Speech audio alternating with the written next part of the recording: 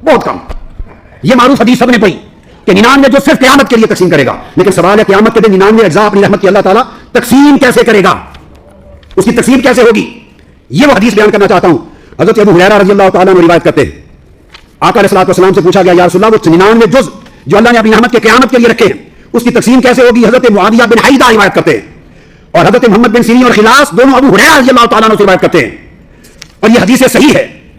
और इसी तरह दीगर सहाबा से मरवी है, पूछा गया तकसीम कैसे होगी, काला, ये हदीस है, इन्नल्लाह ताला खलक़ मिअत रहमतिन, अल्लाह ताला ने अपनी रहमत के 100 अज़्ज़ा पैदा किए, फरहमतुन बैन खल्क़िही यतराहमून बिहा, रहमत का एक जुज़ सारी कायनात में बांटा है जिससे दुनिया चल रही है, और 99 जुज़ वद्दखरा लिऔलियाइही तिसअतन व तिसईन यौमल क़ियामा, और क़यामत के दिन के लिए 99 जुज़ रहमत के संभाल के रखे हैं। मौला क्या करोगे, फरमाया क़यामत का जब दिन होगा अपने औलिया को अता करूंगा, मेरी रहमत के 99 जुज़ मेरे वलीउल्लाह तकसीम करेंगे अपनी शफाअत के तौर पर।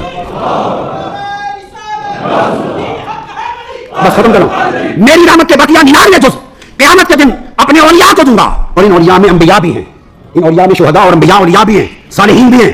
तो आका ने फरमाया ऐसे भी होंगे 70,000 बगैर हिसाब किताब के बख्शे जाएंगे। बुखारी मुस्लिम की मुत्तफक अलैह हदीस बाब कायम है, और हर एक 1000 के साथ 70,000 होंगे। और ऐसे भी है, मेरे आका ने फरमाया कि उधर तो 1000 के साथ 70,000 होंगे कि 3 दिन तक आका नमाज पंजगाना के लिए बाहर आते और सहाबा के पास न बैठते, अंदर चले जाते। सहाबा तरसते रहते कि हमें मजलिस अता करें। 3 दिन गुजर गए, तीसरे दिन सहाबा के बाद आए, पूछा या रसूल अल्लाह 3 दिन गुजर गए सिवाय 5 नमाजों की इमामत करवाने के आप हमारी मजलिस में नहीं बैठे, क्या बात थी। आका ने फरमाया मेरे रब ने मुझसे वादा किया कि मैं 99 जुज़ रहमत के जो क़यामत को बांटूंगा उनमें 70,000 आपकी उम्मत के वो होंगे जो बगैर हिसाब किताब के बख्शिश होगी, और उनमें से हर एक 1,000 के साथ 70,000 होंगे। मैं 3 दिन अल्लाह की बारगाह में इल्तिजा करता रहा कि बारी ताला बढ़ा दे, मैं इस हिस्से में खुश नहीं हूं, बढ़ा दे। और 3 दिन के बाद मेरे रब ने मुझसे वादा किया, वादनी रब्बी फरमाया फातानी मा कुल्ले रजुलिन 70 अल्फा, अल्लाह ने वादा कर लिया कि उनमें से एक फर्द ऐसा होगा, एक फर्द कि एक बंदे के साथ 70,000 उसके मुतवस्सिलीन शफाअत के तौर पर जन्नत में जाएंगे। ये वो मुकाम औलिया है, ये वो मुकाम औलिया है जिनके दामन को तमस्सुक करो, उनसे मोहब्बत करो, उनके नक्शे कदम पे चलो, उनको शफाअत का वो हिस्सा मिलेगा कि एक अल्लाह का वली भी ऐसा होगा कि 70,000 बगैर हिसाब के जन्नत में जाएगा। अब जरा बड़ी तवज्जो से देखिए, पहले 2 चीजों का जिक्र किया था कि वो लोग जो ईमान ले आए हैं और अमल साले कर रहे हैं उन पर पिछले जमाने का हुर्मत उतरने से पहले के हराम का गुनाह नहीं। कितनी चीजों का जिक्र था, ईमान लाए और अमल साले किए। अब फरमाया इज़ा मत्तक़ौ व आमनू व आमिलुस सालिहात, फरमाया जब के वो बकिया मामलात और बकिया जिंदगी में तकवा इख्तियार किए रखें। अब 3 चीजें, एक चीज अल्लाह ने बढ़ा दी, जबकि वो तकवा इख्तियार किए रखें और दीगर अहकाम इलाही पर ईमान लाते रहें और ईमान कायम रखें और साथ अमाल सालेहा पर भी अमल पैरा रहें। अब आपने देखा कि इज़ा के बाद दूसरी स्टेज में जब बयान किया तो अब 3 चीजें बयान करती हैं। पहली बार ईमान और अमल सालेह 2 का जिक्र था, ईमान लाए और नेक अमल किए। अब दूसरे दर्जे में उसी एक ही आयत के अंदर जब बयान किया कि बशर्ते के वो, अब उसमें ईमान भी लाने की बात आ गई, अमल सालेह की बात आ गई और साथ तकवा इख्तियार करते रहने की बात भी आ गई। अब ईमान, अमल सालेह और तकवा 3 चीजें हो गई। इसके बाद इसी आयत में इरशाद आगे चल के फरमाया, जब ये 3 चीजें बयान हो गई, ईमान, अमल सालेह और तकवा, तो फरमाया सुम्मत्तक़ौ व आमनू। अब सुम्मा बादियत के लिए आता है। अब आप देखिए कि एक उनका ईमान लाना और नेक अमल करना पहले बयान हो गया, और दोबारा ईमान पर कायम रहना और अमल सालेह को इख्तियार किए रखना और तकवा शिआर बने रहना, ये दूसरी बार जिक्र हो गया 3 शराइत का कि उसमें तकवा भी आ गया। ये 3 चीजों को बयान करके अब तीसरी मर्तबा इरशाद होता है सुम्मत्तक़ौ व आमनू, और फिर उसके बाद तमाम हुर्मत के अहकाम जब आ चुके और दीन की तालीम मुकम्मल हो चुकी, उसके बाद फिर तकवा इख्तियार किया मजीद और ईमान लाए। अब एक सवाल पैदा होता है कि ये तीसरी बार जो एक ही आयत में ईमान आ रहा है, तो क्या ईमान का दर्जा वहीं खड़ा हुआ है जहां पहली बार जिक्र में था? एक दर्जा ईमान वो है जो पहली बार जिक्र में है, एक दर्जा ईमान वो है कि जिनके लिए बताया कि पिछले दौर का कोई गुनाह नहीं, एक वो ईमान का दर्जा है और उसके साथ अमल सालेह मिले हुए हैं। फिर उसके बाद एक ईमान का दर्जा है, दूसरा दर्जा, जिसके साथ मजीद अमल सालेह मिले और मजीद तकवा और परहेजगारी मिली। तो बोलिए, अब दूसरे मुकाम पर जब उस ईमान के साथ फिर अमल सालेह और मिल गए और तकवा और मिल गया, तो क्या दर्जा ईमान और कुव्वत ईमान और कैफियत ईमान और हाल ईमान वही रहा जो पहले था? बोलिए, वो ईमान अपने दर्जे में, रुतबे में, अपनी तासीर में ऊपर चला गया क्योंकि उसके साथ तकवा मिल गया। अब जब ईमान, अमल सालेह और तकवा तीनों इकट्ठे हो गए, تو اس کے بعد تیسری مرتبہ رب کائنات پھر فرماتے ہیں ثم اتقوا وآمنوا، اور پھر تقوی شعار بنے رہے اور ایمان والے بنے رہے۔ اس کا مطلب ہے کہ اس ایمان، عمل صالح اور تقوی کے اس درجے پر اب ایک تیسری بار ایک اور درجہ بیان کیا جا رہا ہے ایمان اور تقوی کا۔ تو جس طرح ایمان درجہ بدرجہ بلند ہوتا جا رہا ہے، اسی طرح تقوی بھی درجہ بدرجہ بلند ہوتا جا رہا ہے۔ کچھ وہ تھے جو ایمان کے پہلے درجے میں رہ گئے، آگے نہ بڑھ سکے، ان کے لیے بھی خوشخبری آ گئی کہ پچھلا گناہ نہیں اگر آگے خطا نہ کریں۔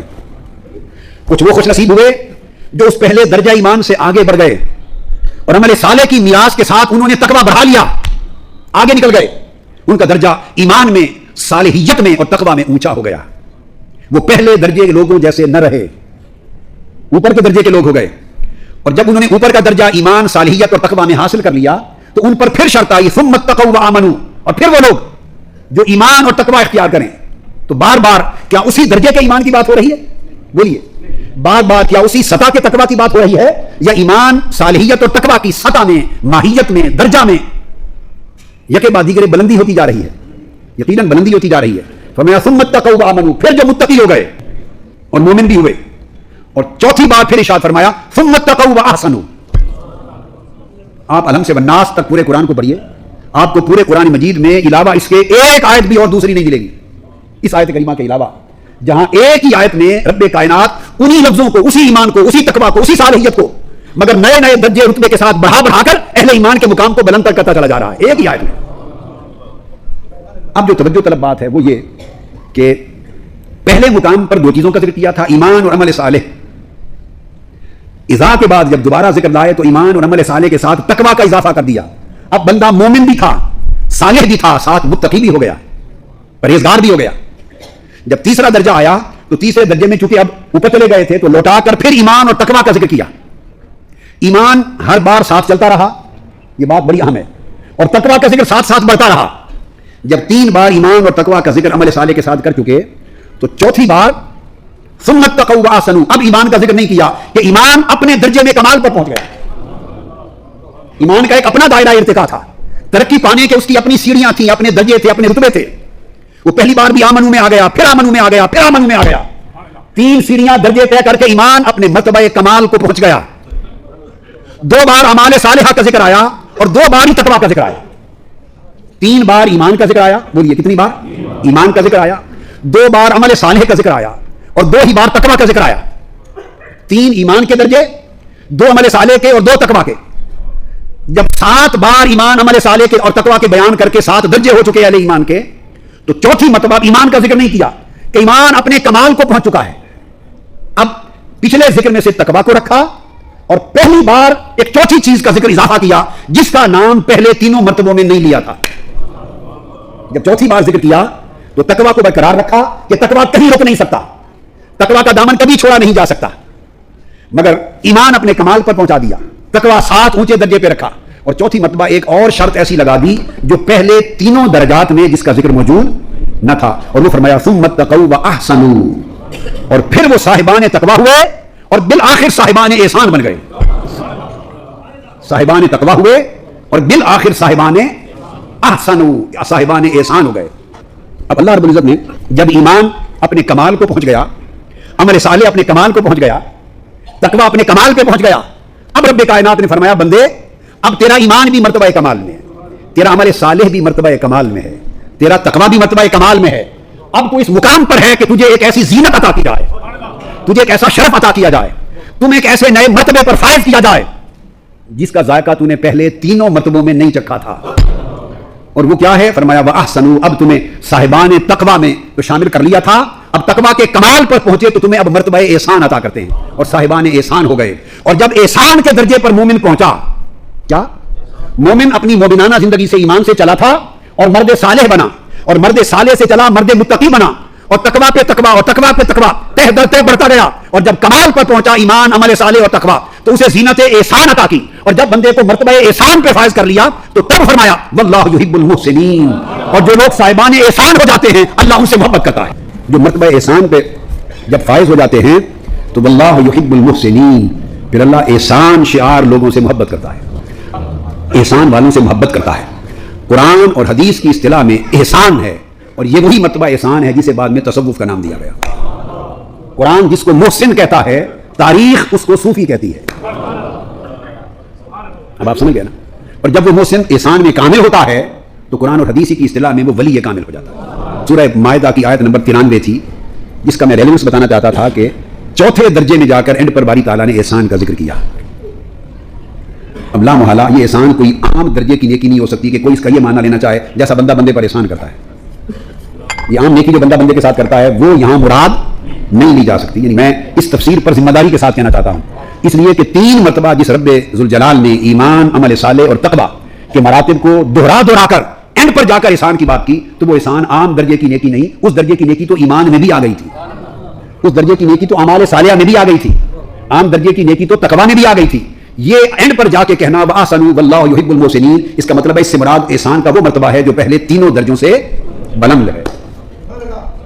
اور یہ درجہ تصوف کا، سلوک کا، معرفت کا اور ولایت کا ہے. تصوف سمجھانے کے لیے آگے پھر ہم باقی موضوعات کی طرف آئیں گے. یہ حدیث نبوی صلی اللہ علیہ وسلم کو کبھی نہ بھولیے. اب یہ قرآن مجید نے کہہ دیا نا ثم اتقوا واحسنوا واللہ یحب المحسنین.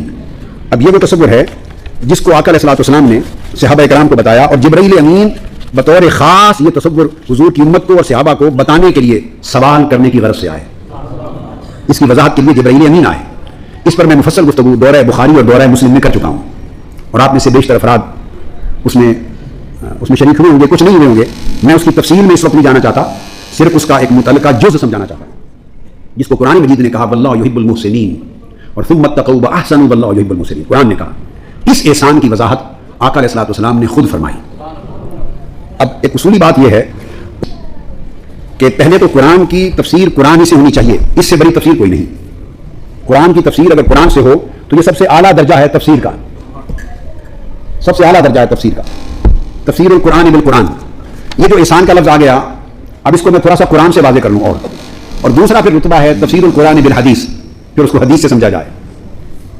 اب سورہ بقرہ میں آیت نمبر 112 سورہ بقرہ، اب اسی احسان کا معنی قرآن کی زبان سے سمجھ رہے ہیں. قرآن کا مرتبہ احسان، لفظ احسان، اس کا مفہوم خود قرآن سے سمجھ رہے ہیں. بقرہ آیت نمبر 112 میں ارشاد فرمایا بلا. اب میں اس تصور کو کلیئر کرنا چاہتا ہوں کہ عین ممکن ہے سننے والا کو یہ کہہ دے جی اس احسان سے مراد تو عام نیکی ہے، نیکوکار لوگ ہیں، جو نیکی کی جاتی ہے اس کو قرآن احسان کہتا ہے. نہیں، یہ وہ عام آپ سمجھ رہے ہیں، یہاں مرتبہ احسان میں وہ نیکی مراد نہیں ہے، یہ ایک بڑا اونچا درجہ ہے. اب آئیے قرآن کی شہادت لیتے ہیں. فرمایا بلا من اسلم وجہہ للہ، فرمایا کہ بلکہ وہ شخص جس نے اپنا چہرہ اور اپنا قلب اور اپنی نیت کا رخ خالصتاً اللہ کی طرف کر لیا، جس نے ہر طرف سے منہ موڑ کر صرف اللہ کا دھیان کر لیا. تصوف اس کا نام ہے. غیر کا دھیان مٹا کر اللہ کا گیان پیدا کرتا ہے. ہر غیر کا دھیان مٹا کر اللہ کا گیان پیدا کرتا ہے. فرمایا کہ جس نے اپنا رخ ہر سمت سے پھیر کر اللہ کے لیے خالص کر لیا، وَهُوَ مُحْسِنٌ، اور اس طرح خالص کر لیا کہ وہ درجہ احسان پر فائز ہو گیا، صاحب احسان ہو گیا. فَلَهُ أَجْرُهُ عِندَ رَبِّهِ، تو اب اس کے اجر کا تم شمار بھی نہیں کر سکتے کہ اس کو کیا اجر ملے گا. اس کا اجر بس اللہ کے پاس ہے.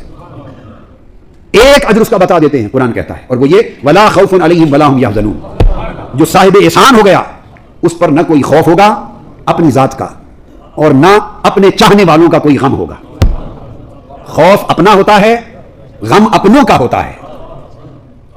پرایوں سے کوئی غرض نہیں ہوتی، پرایوں سے غرض نہیں ہوتی. اپنی ذات کی فکر ہو تو خوف کہتے ہیں. بولیے کیا؟ اپنی ذات کی فکر ہو اور دوسرے محبوب کی جس سے محبت ہو، جس سے خواہ وہ محب ہو یا محبوب ہو، جس سے محبت کا رشتہ ہو، اگر اس کی فکر ہو تو اسے حزن یعنی غم کہتے ہیں. کیا کہتے ہیں؟ غم کہتے ہیں. اب گنگول شریف کا سلسلہ طریقت میں نقش بندیہ ہے، ایسے ہی ہے نا جی. یہ سلسلہ سیدنا صدیق اکبر رضی اللہ تعالیٰ عنہ پر منتہی ہوتا ہے. اب یہ نکتہ سمجھانے کے لیے سیدنا صدیق اکبر کی ایک بات قرآن سے بتاتا ہوں کہ اپنی ذات کا فکر ہو کہ مجھے نقصان ہو جائے گا تو اسے خوف کہتے ہیں، اور اگر اپنے دوست اور محبوب کا فکر ہو جس سے محبت ہے تو اس کو خوف نہیں کہتے، غم حزن کہتے ہیں. جب غار ہرا میں آقا علیہ السلام کو لے کر سیدنا صدیق اکبر داخل ہوئے تو آپ تمام کتب سیر اور کتب حدیث، کل طبقات ابن سعد کو، البدایہ والنہایہ کو، ابن وسیر کی الکامل کو، خصائص کبریٰ کو، سیرت ابن ہشام کو، سیرت ابن اسحاق کو، جس کتاب کو اٹھائیے پڑھیے، اور امام بہقی کو، امام طبرانی کو، آپ جس کتاب کو اٹھائیں گے آپ کو ملے گا کہ جب سیدنا صدیق اکبر رضی اللہ تعالیٰ عنہ آقا علیہ السلام کے ساتھ چلے، اکیلے تھے، تنہا تھے، ہجرت کے سفر پر، تو کبھی حضور کے آگے ہو جاتے دوڑ کر, تھوڑی دیر آگے چلتے تو پھر دوڑ کے پیچھے ہو جاتے, کچھ دیر پیچھے چلتے پھر دائیں ہو جاتے, کچھ دیر دائیں چلتے پھر پلٹ کے بائیں ہو جاتے, خود ہی چاروں طرف گھومتے رہتے. آقا علیہ السلام نے پوچھا ابو بکر کیا کرتے ہو؟ کبھی میرے آگے کبھی پیچھے کبھی دائیں کبھی بائیں, یہ کیا کرتے ہو؟ عرض کیا یا رسول اللہ میں ہوں تنہا.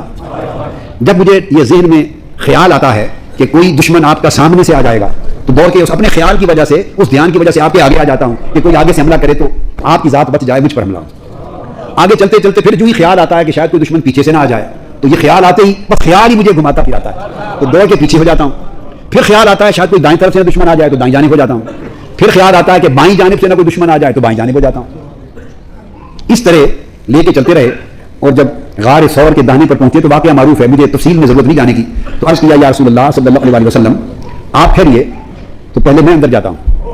یہاں ایک نقطہ ہے, ثانی اثنین اذ ہما فی الغار, دو میں سے دوسرا, ان دو کا دوسرا جب وہ غار میں تھے. آپ نے بھی پڑھا اور ساری زندگی سنا اور خطاب بھی ہوئے, میں نے بھی پڑھا, مگر جب پڑھا تو میرے ذہن میں ایک سوال آیا, اس سے مراد حضور علیہ السلام ہے. ثانی اثنین دو کا دوسرا, اس سے مراد کون ہے؟ دوسرا سے مراد آقا علیہ السلام ہے. میری بات سمجھ گئے؟ کیونکہ 5-6 قرینے اس آیت کا سیاق بھی, سباق بھی, ما قبل بھی, ما بعد بھی, اور ساری ضمیریں جتنی آگے پیچھے استعمال ہوئی ہیں وہ سب ثابت کرتی ہیں بالاتفاق کہ اس سے مراد حضور علیہ السلام ہے. اذ یقول لصاحبہ لا تحزن ان اللہ معنا, سب ضمائر ہیں اس میں, اور سیاق و سباق بتاتا ہے, اور تمام مفسرین بلا اختلاف لکھتے ہیں کہ اس سے مراد حضور علیہ السلام ہے. اب اتنی بات تو ہر مفسر نے لکھی, تو یہاں پر ایک میرے ذہن میں سوال آیا, اور میں نے ساری زندگی ہر تفسیر جو پوری زندگی میں پڑھ سکا کھنگالی کہ اس سوال کا جواب ملے. کسی نے اس بحث کو نہیں چھیڑا, وہ سوال جو کا تو رہا, عمر بھر اسی طرح رہا, تاکہ پھر میں نے کہا کہ اس کا جواب قرآن ہی میں غوطہ زنی کر کے قرآن سے پوچھتے ہیں. الحمدللہ پھر وہ سمجھ میں آ گئی بات. یہ نوٹ کر لیں, یعنی تفاسیر میں, کتب میں یہ نقطہ کہیں مجھے نہیں ملا زندگی میں. لوگ مجھ سے بہت زیادہ مطالعہ کرنے والے بھی ہوتے ہیں, ہوں گے کیوں نہیں, میرا تو کچھ بھی نہیں ہے. تو جو زیادہ مطالعہ کرتا ہو اس کی نظر سے گزر جائے تو الگ بات ہے. میری زندگی میں پوری لائف میں کسی کتاب میں اگر 1000 کتب بھی دیکھی ہیں تو یہ بحث نہیں دیکھی. وہ یہ کہ ثانی اثنین میں مراد دو میں سے دوسرے تو آقا علیہ السلام ہیں, مگر سوال پیدا یہ ہوا کہ دو میں سے حضور کو دوسرا کیوں کہا؟ حضور تو پہلے ہیں بھائی. جب دو ہوتے ہیں تو دو میں ایک پہلا ہوتا ہے, ایک دوسرا ہوتا ہے. اسی طرح اثنین بنتے ہیں نا, یہ ہے مضاف مضاف الیہ, ثانی اثنین دو کا دوسرا. تو صاف ظاہر ہے اولیت دوسرے کو ہوگی یا پہلے کو ہوگی؟ بولیے, اولیت تو پہلے کو ہوگی, پرائورٹی. تو آقا علیہ السلام کا ذکر کیا تو دو میں سے دوسرا کیوں کہا آقا کو؟ یہ ایک سوال, اس سوال کا جواب کہیں نہیں ملا, اور اس بحث کو کسی نے نہیں چھیڑا. پھر اللہ رب العزت نے اپنے قرآن سے ہمیں جواب عطا کر دیا. تو میں نے جب اس پر غور کیا کہ ثانی اثنین میں دو سے دو کا دوسرا کیوں بنایا گیا آقا علیہ السلام کو, تو اشارہ ملا اذ ہما فی الغار. آگے آتا ہے جب وہ غار میں تھے, اذ یقول لصاحبہ, پھر اپنے صاحب کو کہہ رہے, فرما رہے تھے. تو میری سمجھ میں بات یوں آئی کہ یہ بات غار کے اندر بیٹھے ہوئے حال کی نہیں ہے, غار میں داخلے کا حال بیان ہو رہا ہے. یہ غار میں داخلے کی جو شان تھی, اس شان میں حضور دو میں سے دوسرے تھے. کہ جب تک غار سے باہر تھے تو سیدنا صدیق اکبر حفاظت کے لیے آگے پیچھے دائیں بائیں ہوتے تھے. جب دروازے پر آ گئے تو عرض کیا آقا آپ یہاں رکیں, پہلے مجھے جانے دیں. یہاں دو میں سے پہلے ابو بکر بن گئے داخلے میں, غار میں داخل ہونے کے لیے, کہ اندر سانپ ہوں گے, بچھو ہوں گے اور زہریلی چیزیں ہوں گی. میں جا کے پہلے ان کا بندوبست کر لوں, اگر کوئی کاٹتا ہے تو مجھے کاٹے, کوئی جان لیتا ہے تو میری جان لے, حضور کی جان پاک بچ جائے. آقا علیہ السلام کو دروازے پر روکا, غار کے دروازے پر, اور خود پہلے اندر چلے گئے. یہ ثانی اثنین کا مفہوم بن رہا ہے, پہلے اندر چلے گئے, اور جہاں جہاں سوراخ نظر آتا اپنے قمیض اور کپڑے پھاڑ پھاڑ کے بند کر دیتے. سارے سوراخ بند کر دیے, ایک سوراخ بچ گیا, اور پھر کپڑا نہ بچا, پھر سطر بھی تو ڈھانپنا تھا, سطر ڈھانپنا تھا, کپڑا نہ بچا کے سوراخ کو بند کریں. اور اس روایت میں کسی کے ہاں اختلاف نہیں ہے. میں نے کوئی یعنی درجنوں تفاسیر اہل تشیع کی بھی پڑھی, اہل سنت کے ہاں تو اختلاف نہ تھا, نہ ہے, نہ ہونا تھا, مگر جتنی ان کے متقدمین سے آج معاصرین تک کل اہم تفاسیر ہے آج تک, وہ بھی ساری پڑھ ڈالی, ان کے ہاں بھی اس پورے واقعے پر اتفاق ہے. یہ شان ہے. تو جب آخری سوراخ بچ گیا اور کپڑا نہ بچا تو وہاں اپنی ایڑی رکھ دی, اور ایڑی رکھ کر بیٹھ گئے, اور آقا علیہ السلام کو دعوت دی. تو پہلے غار میں خود گئے, اور دوسرے نمبر پہ آقا علیہ السلام داخل ہوئے. تو اللہ رب العزت نے فرمایا ثانی اثنین اذ ہما فی الغار. یہاں غار میں داخل ہونے کی بات ہو رہی ہے کہ وہ دو میں سے جو دوسرے نمبر پہ غار میں گیا محبوب, اس نے اپنے صاحب سے کہا, وہ جو پہلے اندر چلا گیا تھا, جو اپنی جان محبوب پہ نچھاور کرنے کے لیے تیار تھا, ابو بکر صدیق. یہاں ایک میں نصیحت کر دوں, بائی دی وے بات میرے ذہن میں آ گئی, اہل سنت کے لیے نصیحت ہے, کوئی اس کو برا نہ مانے, اور اگر کسی کو بری لگے تو میں معذرت خواہ ہوں. نصیحت یہ ہے کہ ایک طرف ابو بکر صدیق ہیں جو ساری سوراخوں کو بند کر کے ایڑی, ایک اژدہا کی سانپ کی سوراخ پر ایڑی رکھ کر حضور کو بلا کے بیٹھے ہیں, اپنی گود میں سر انور رکھ کر, اپنی جان 3 دن 3 رات کے لیے موذی جانوروں کے سپرد کر کے بیٹھے ہیں.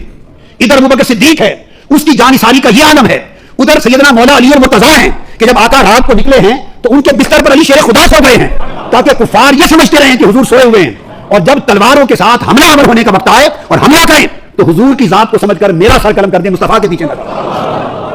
وہ علی شیر خدا ہے، علی شیر خدا ہے، وہ بستر پر لیٹ کے جان دے رہا ہے۔ ادھر صدیق اکبر ہیں، وہ اژدہا کے منہ میں ایڑی دے کر جان دے رہا ہے۔ جان دینے میں نہ علی پیچھے ہے نہ صدیق پیچھے۔ تو آقا علیہ السلام کو کتنی تکلیف ہوتی ہوگی جب کوئی حضور کا غلام ہو کر اس صدیق اور علی کا مقابلہ کروانے لگ جائے۔ آپ کو میری بات سمجھ میں آئی ہے؟ صدیق و علی میں مقابلے نہ کیا کرو، صحابہ اور اہل بیت میں مقابلے نہ کیا کرو۔ صحابہ کی شان افضلیت ہے، اہل بیت کی شان احبیت ہے۔ وہ فضیلت کا مرکز ہیں، یہ حضور کی محبت کا مرکز ہیں، ان کا مقابلہ نہیں بنتا۔ مقابلے غیروں کے مابین ہوتے ہیں، غیروں کے مابین ہوتے ہیں۔ تو میں عرض کر رہا تھا وہ نقطہ کہ اپنی ذات کا فکر ہو تو خوف ہوتا ہے اور محبوب کا ہو تو غم ہوتا ہے۔ یہاں قرآن نے کہا کہ یہ جو اللہ کے محسن ہو جائیں گے صاحبان احسان، انہیں نہ اپنی ذات کا فکر ہوگا نہ اپنے محبوبوں کا فکر ہوگا۔ اب اس کی تائید میں یہاں بات لایا کہ جب غار میں بیٹھے تو سیدنا صدیق اکبر رضی اللہ تعالیٰ عنہ عرض کرنے لگے، یا رسول اللہ صلی اللہ علیہ وسلم، ہر قسم کے مکڑی کا جالا موجود ہے غار پر، لیکن اگر کوئی شخص بالکل غار کے دانے پر آ کے کھڑا ہو گیا، دشمن کیونکہ تلاش میں نکل پڑے تھے، اور وہ صرف اپنے پاؤں کی طرف بھی اگر جھانک کے دیکھ لے تو ڈائریکشن یہ تھا اسٹریٹ، کھڑا ہو کر اگر اپنے پاؤں کی طرف بھی جھانک لے گا تو ہم نظر آ جائیں گے اسے۔ تو آقا آپ کا بارے میں غم ہے کہ اگر کوئی فکر ہے کہ کوئی اگر نیچے جھانک کے دیکھ لے گا تو دیکھ لے گا، پھر ہم کیا کریں گے؟ غار دوسری طرف سے بند تھی، دوسری طرف سے بند تھی۔ تو ایک روایت میں آقا علیہ السلام نے فرمایا، آقا نے فرمایا ابو بکر اگر وہ ادھر سے داخل ہوں گے تو ہم ادھر سے نکل جائیں گے، بس ادھر سے داخل ہوں گے، ادھر تو غار کا دہنا تھا، اور بتایا اگر ادھر سے آئے تو ادھر سے نکل جائیں گے۔ دست مصطفیٰ اٹھنے کی دیر تھی، پہاڑ پھٹ گیا، پہاڑ پھٹ گیا، اور سیدنا صدیق اکبر نے سمندر کو دیکھ لیا اور حبشہ سے آنے والی کشتیوں کے مسافروں کو جو آ رہے تھے ان کو دیکھ لیا۔ ادھر سے آئے تو ہم ادھر سے نکل جائیں گے۔ بتانا مقصود یہ تھا کہ جس کے ہاتھ کی انگلی کے اشارے میں طاقت یہ ہو کہ ایسے بے ارادہ اشارہ کر دے تو پہاڑ پھٹ جائیں، ارے اس کو بھی چھپنے کی کوئی ضرورت تھی؟ جن کا اپنا عالم یہ ہو کہ بغیر ارادے کے ایسے اشارہ کر دے ادھر سے نکل جائے تو پہاڑ پھٹ جائیں۔ اور یہ وہی نبی ہے جو گھر کے چاروں اطراف کفار و قریش نے تلواروں، ننگی تلواروں کے ساتھ محاصرہ کر رکھا تھا، تو وہ سب لوگ تلواروں کے ساتھ محاصرے پہ کھڑے ہوئے، ان کے اندر ہی سے تو حضور نکل کے آ گئے، اور ایک مشت خاک پھینکی، تکنے والے تکتے رہ گئے اور بینا نہ بینا ہو گئے، اور مصطفیٰ نکل آئے۔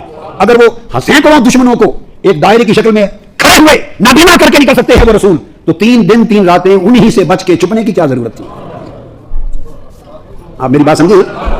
انہی کافروں کے تو اندر سے نکل کے آئے ہیں اور دیکھنے کی ضرورت نہیں ہوئی ان کو، پھر انہی سے 3 دن چھپ کے بیٹھے رہنے کی کیا حاجت ہے؟ تو پہلی بات تو یہ سمجھا لوں کہ جب سیدنا صدیق اکبر نے اس فکر کا اظہار کیا نا حضور آپ کو دیکھ لیں گے، تو عرض کیا جو بھی کیا، اس پر آقا علیہ السلام نے فرمایا لا تحزن ان اللہ معنا، اے ابو بکر تو میرا غم نہ کر، لا تحزن، خوف کا لفظ نہیں استعمال کیا، لا تحزن تو میرا غم نہ کر، غم حضور کا کر رہے تھے نا، میرا غم نہ کر۔ اب غم تو حضور کا تھا، کس کا تھا؟ آقا کے لیے فکر مند تھے نا، تو چاہیے تھا نا کہ حضور فرماتے کہ اللہ میرے ساتھ ہے، میرا فکر نہ کر، پریشان نہ ہو، اللہ میرے ساتھ ہے۔ سیاق کلام کا تقاضا یہ بنتا تھا کیونکہ فکر بھی حضور کے لیے تھا، تو فرماتے میرا فکر نہ کر، ضرورت نہیں، میرے ساتھ تو اللہ ہے، یوں فرماتے، مگر ایسا نہیں کہا۔ جب فرمایا لا تحزن یعنی میرا فکر، میرا غم نہ کر، جب اللہ کی معیت کہ اللہ ساتھ ہے اس کا ذکر آیا تو یوں نہیں فرمایا کہ میرے ساتھ ہے، اپنے ساتھ ابو بکر کو بھی برابر شامل کر دیا، لا تحزن ان اللہ معنا، میرا غم زدہ نہ ہو، اللہ ہمارے ساتھ ہے۔ تو 3 دن اور 3 راتیں جو آقا وہاں بیٹھے، وہ جو معیت اللہ عطا کر رہا تھا، حضور ابو بکر کو اس صحبت کا فیض عطا کر رہے تھے، فیض صحبت کے لیے 3 دن 3 راتیں ٹھہرے رہے۔ یہ تصوف کی بنیاد رکھی جا رہی تھی، ایک خلوت کی صحبت عطا کی جا رہی تھی، خلوت میں صحبت عطا کی جا رہی تھی، خلوت میں توجہ عطا کی جا رہی تھی، اور 3 دن 3 رات تنہا صدیق اکبر کی نگاہیں مصطفیٰ کے چہرے پر تھیں اور مصطفیٰ کی توجہ صدیق اکبر کی ذات پر تھی۔ تو غار ثور میں 3 دن 3 رات تنہائی کی حالت میں توجہ عطا کی آقا علیہ السلام نے، اور یہ اس توجہ کا نتیجہ تھا کہ جب آقا علیہ السلام کا وصال ہوا تو 1000 کی تعداد میں لوگ اور قبائل مرتد ہو گئے، 5 جھوٹے مدعیان نبوت پیدا ہو گئے، منکرین زکات ہو گئے، ایک ہلچل مچ گئی، انقلاب آ گیا، اور اتنی عجیب کیفیت ہو گئی کہ سیدنا فاروق اعظم جیسے جرأت مند صحابہ، ان کی طبیعت مقدسہ میں ایک اضطراب پیدا ہو گیا۔ جب آپ نے جہاد کا فیصلہ کیا کہ میں جہاد کے لیے لشکر روانہ کرتا ہوں، تو سیدنا فاروق اعظم نے آ کے ہاتھ جوڑ دیا، عرض کیا امیر المومنین یا خلیفۃ رسول اللہ، 1000 کی تعداد میں قبائل مرتد ہو گئے، جنہوں نے آقا کو دیکھا تک نہ تھا، بس فتوحات کے بعد دیکھا دیکھی مسلمان ہو گئے، قبائل بڑا سربراہ مسلمان ہوا تو نچلے پورے قبیلے نے کلمہ پڑھ لیا ایک روا روی میں، اور یک رک وصال کا سنا تو بے شمار قبیلے سے ان کے جھوٹے نبی مدعی بن گئے، انہوں نے کہا اپنے قبیلے کے نبی کو مانیں گے۔ 5 مدعیوں نے نبوت پیدا ہو گئے، اور ان میں ایک عورت بھی تھی، زکات کا انکار کر دیا، مرتد ہو گئے، کہنے لگے 1000 لاکھوں کی تعداد میں لوگ مرتد ہو گئے۔ اس وقت لشکر ہمارا تھوڑا ہے، मुतद्दीन मुनकरीन ज्यादा हैं। कहीं ऐसा ना हो कि मदीने का जो तख्त है इसको नुकसान पहुंच जाए, सल्तनत को, खिलाफत को, उम्मत की वरासत को, आप उनसे मुआवजा न करें, जंग न करें। ये वो 3 दिन रात की तवज्जो का फैज था कि जब इतने इस्तिराब पैदा हो गए थे, इसमें हिलाल पैदा हो गए थे, उस कैफियत में आपने अपना दस्त मुबारक सैयदना फारूक आजम के सीना मुबारक में मारा। फरमाया उमर तुम्हें क्या हुआ, इस्लाम से पहले इतने जरी थे, जुर्रतमंद थे, आप हिम्मत छोड़ गए हो। खुदा की कसम इससे बढ़कर भी लोग तब हो जाएं, मैं दीन मुस्तफा के बचाव के लिए जिहाद करूंगा। नतीजा क्या हुआ कि 2.5 साल के अरसे में सैयदना सिद्दीक अकबर ने सारे फितने सर कर दिए और इस्लाम की कश्ती को उस डूबने से बचाकर भंवर से निकाल के मंजिल तक पहुंचा दिया। ये उस सोहबत का फैज था। और गारे सौर की, गारे हिरा के 40-40 दिन के जगरते आका अलैहिस्सलाम की खलवतें गारे हिरा की क़ब्ल अज़-बेसत, वो पहला दौर था जिसमें तसव्वुफ की खलवतों का और रियाजतों का और बारगाह इलाही की रूहानी जलवतों का और ताल्लुक बिल्लाह का और तवज्जो इल्लाह का और सैर इल्लाह का, उस ताल्लुक को जोड़ने की बुनियादें रखी गई उधर गारे हिरा में। इधर जब अपना हल्का तरबियत के फैज से तैयार करना था तो गारे सौर में अबू बकर को फैज दिया, अली को बिस्तर में निकाल के फैज दिया, अली को अपना बिस्तर अता किया, अबू बकर को गार में अपनी तन्हाई अता की रज़ियल्लाहु तआला अन्हुमा। ये बुनियादें रखी आका अलैहिस्सलाम ने तसव्वुफ की, सुलूक की, तरबियत की, खलवत की, तवज्जो की।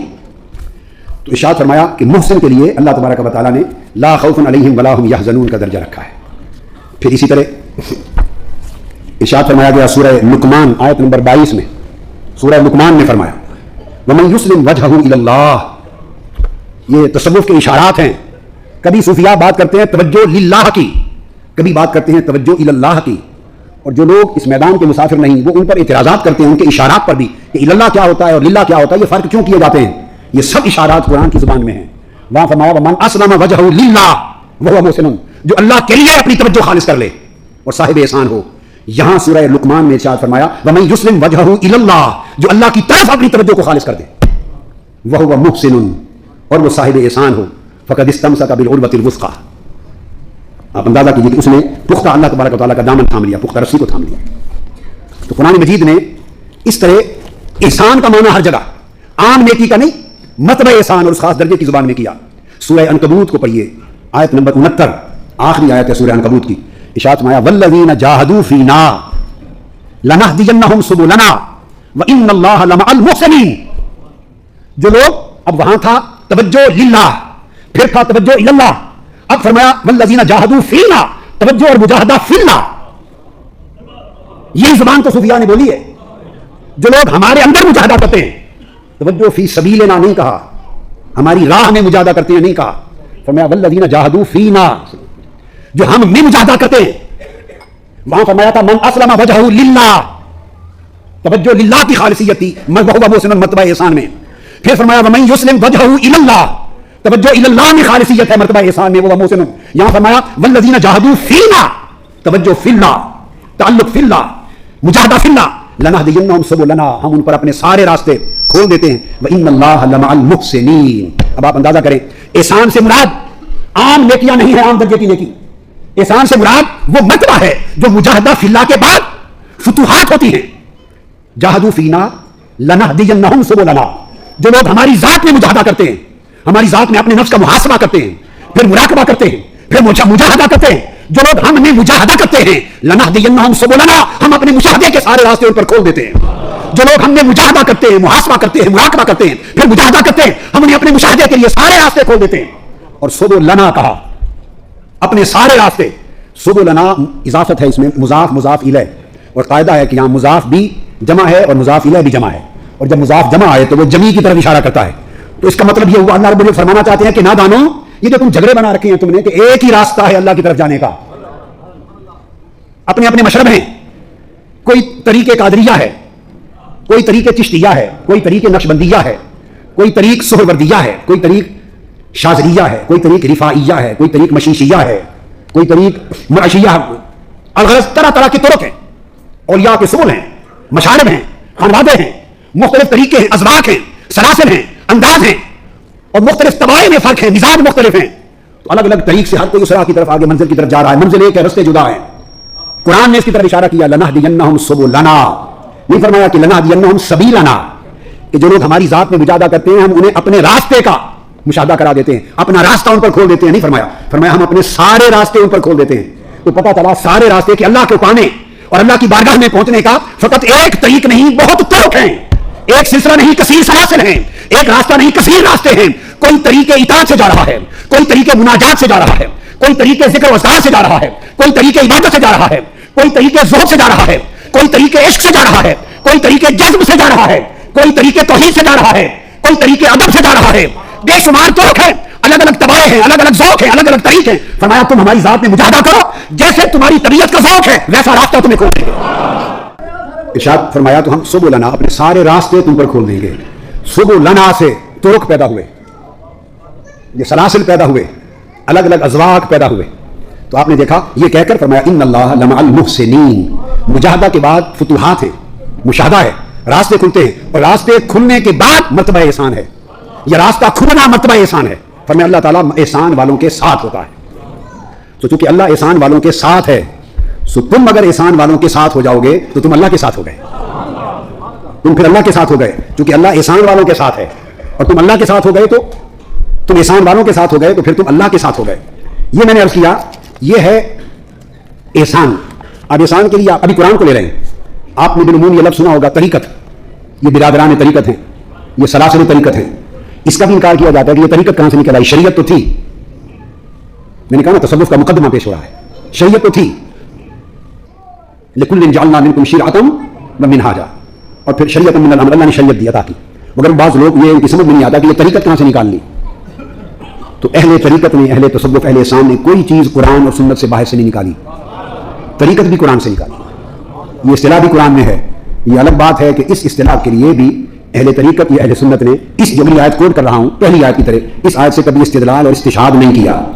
یہ آیت توجہ سے معلوم رہی، توجہ سے معلوم رہی، مگر ہے سب کچھ قرآن میں. تو طریقت بھی باہر سے نہیں آئی، قرآن سے آئی. سورہ جن یاد کر لیجئے. سورہ جن کی آیت نمبر 11 سے لے کر آیت نمبر 17 تک ایک پورا مضمون ہے. آیت نمبر 11 سے لے کر آیت نمبر 17 تک ایک مضمون ہے. تو آیت نمبر 11 کے الفاظ سنیے. اور یہ جو جنات مومن ہو گئے تھے، آقا علیہ السلام پر ایمان لائے تھے، جنات ایمان لانے کے بعد صحابی ہو گئے. جو جنات حضور پر ایمان لائے صلی اللہ علیہ وسلم اور صحابہ ہو گئے اور تبلیغ کرنے لگے اپنے قبائل میں. اب ان جنات کا قول اللہ رب العزت نے اپنی کتاب قرآن میں بیان کیا ہے اور فرمایا، توجہ سے لفظ سنیے، وَأَنَّا مِنَّا الصَّالِحُونَ. وہ کہتے ہیں کہ یہ کہ ہم میں سے بھی کچھ صالحین ہیں، صرف آپ ہی میں نہیں، ہم میں سے بھی کچھ صالحین ہیں. جنات میں اولیاء بھی ہوتے ہیں، ہم میں سے بھی کچھ صالحین ہیں. وَمِنَّا دُونَ ذَلِكَ، اور کچھ برے لوگ بھی ہیں جیسے انسانوں میں ہوتے ہیں، ہمارے یہاں برے بھی ہیں اور اچھے اور صالحین بھی ہیں. اور آگے كُنَّا طَرَائِقَ قِدَدًا، اور ہمارے بھی مختلف طرق ہیں، ہمارے مختلف طریقے ہیں جن پر ہم چلتے ہیں. یہ قرآن کی آیت یاد کر لیں 11 سورہ الجن. وَكُنَّا طَرَائِقَ قِدَدًا، اور ہمارے بھی مختلف طرق ہیں، مختلف طریقے ہیں جن پر چلتے ہیں. قرآن کی سند ہو گئی طرق پر، الگ الگ طریقوں پر. یہ بیان آیت نمبر 11 سے شروع کر کے آیت نمبر 16 پر آگے آیا. اسی سورہ الجن کی آیت نمبر 16. یہ بیان تھا جنات صالحین کا کہ ہم میں صالحین بھی ہیں اور ہم مختلف طرق پر، ہمارے مختلف طریقے ہیں، ان پر چلتے ہیں. یہ ان کا بیان تھا. اب اللہ رب العزت جواب دے رہے ہیں، بڑی توجہ سے سنیے. اب جواب اللہ رب العزت کی بارگاہ سے آ رہا ہے. آیت نمبر 16 اللہ پاک فرماتے ہیں وَأَن لَوِ اسْتَقَامُوا عَلَى الطَّرِيقَةِ لَأَسْقَيْنَاهُم مَّاءً غَدَقًا. فرمایا، اور یہ وحی بھی آقا علیہ السلام نے فرمایا کہ یہ وحی بھی میرے پاس آئی ہے اور اللہ نے فرمایا ہے کہ اگر وہ طریقت پر قائم رہے. یہ قرآن ہے، میں نے تو کوئی آیت نہیں گھڑ لی، لیکن میں تو صرف پڑھ کے سنا رہا ہوں، آیت تو نہیں نہ بنا لی، آیت تو نہیں نہ بنا لی، پڑھ کے سنا رہا ہوں. سورہ جن آیت نمبر 16 فرمایا وَأَن لَوِ اسْتَقَامُوا عَلَى الطَّرِيقَةِ لَأَسْقَيْنَاهُم مَّاءً غَدَقًا. طریقت بھی قرآن سے سن لو اور اہل طریقت کو صلہ کیا ملتا ہے یہ بھی سن لو. فرمایا آقا نے کہ یہ وحی بھی میرے پاس آئی ہے کہ اگر وہ طریقت پر قائم رہتے، راہ حق پر، طریقے ذکر الہی پر اگر طریقت پر قائم رہے اور قائم رہتے تو کیا کرتے؟ لَأَسْقَيْنَاهُم مَّاءً غَدَقًا، تو ہم انہیں بہت سے پانی کے ساتھ سیراب کر دیتے. تو جو لوگ طریقت کی راہ پہ قائم رہتے ہیں وہ سیراب کر دیے جاتے ہیں. کہ جو لوگ راہ طریقت پر قائم نہیں ہوتے، راہ طریقت پر قائم، وَأَن لَوِ اسْتَقَامُوا عَلَى الطَّرِيقَةِ، جو طریقت پر قائم نہیں ہوتے تو اس سے پہلے بشرطے کہ شریعت پہ قائم رہتے ہیں تو ان کو بھی پیاس بجھانے کا پانی ملتا ہے. جو شریعت پہ قائم رہتے ہیں طریقت تک درجہ ان کا نہیں جاتا، طریقت کے چشموں تک نہیں پہنچتے، طریقت کے مرتبہ احسان تک نہیں جاتے، اور طریقت میں کمال ایمان تک نہیں جاتے، کمال صالحیت تک، کمال تقویٰ تک، جس کا ذکر ہم سورہ مائدہ کی آیت نمبر 93 میں کر چکے. وہ درجے طے نہیں کرتے اور شریعت پہ رہتے ہیں، احکام شریعت پر. تو پیاس بجھانے کو انہیں بھی دے دیتے ہیں، پیاس بجھانے کو انہیں بھی دے دیتے ہیں. لیکن اگر شریعت سے بڑھ کر کوئی طریقت پر قائم ہو جائے, طریقت والا بن جائے, تو اس کا صلہ لاسقیناہم ماء غدقا, پیاس تو اہل شریعت کی بھی بجھا دی تھی, مگر ان کی صرف پیاس نہیں بجھاتے, انہیں سیراب کر دیتے ہیں, اتنا دیتے ہیں کہ خود بھی سیراب ہوتے ہیں, اور جن جن کی پیاس بجھانا چاہے ان کو بھی بھر بھر کے دیتے ہیں.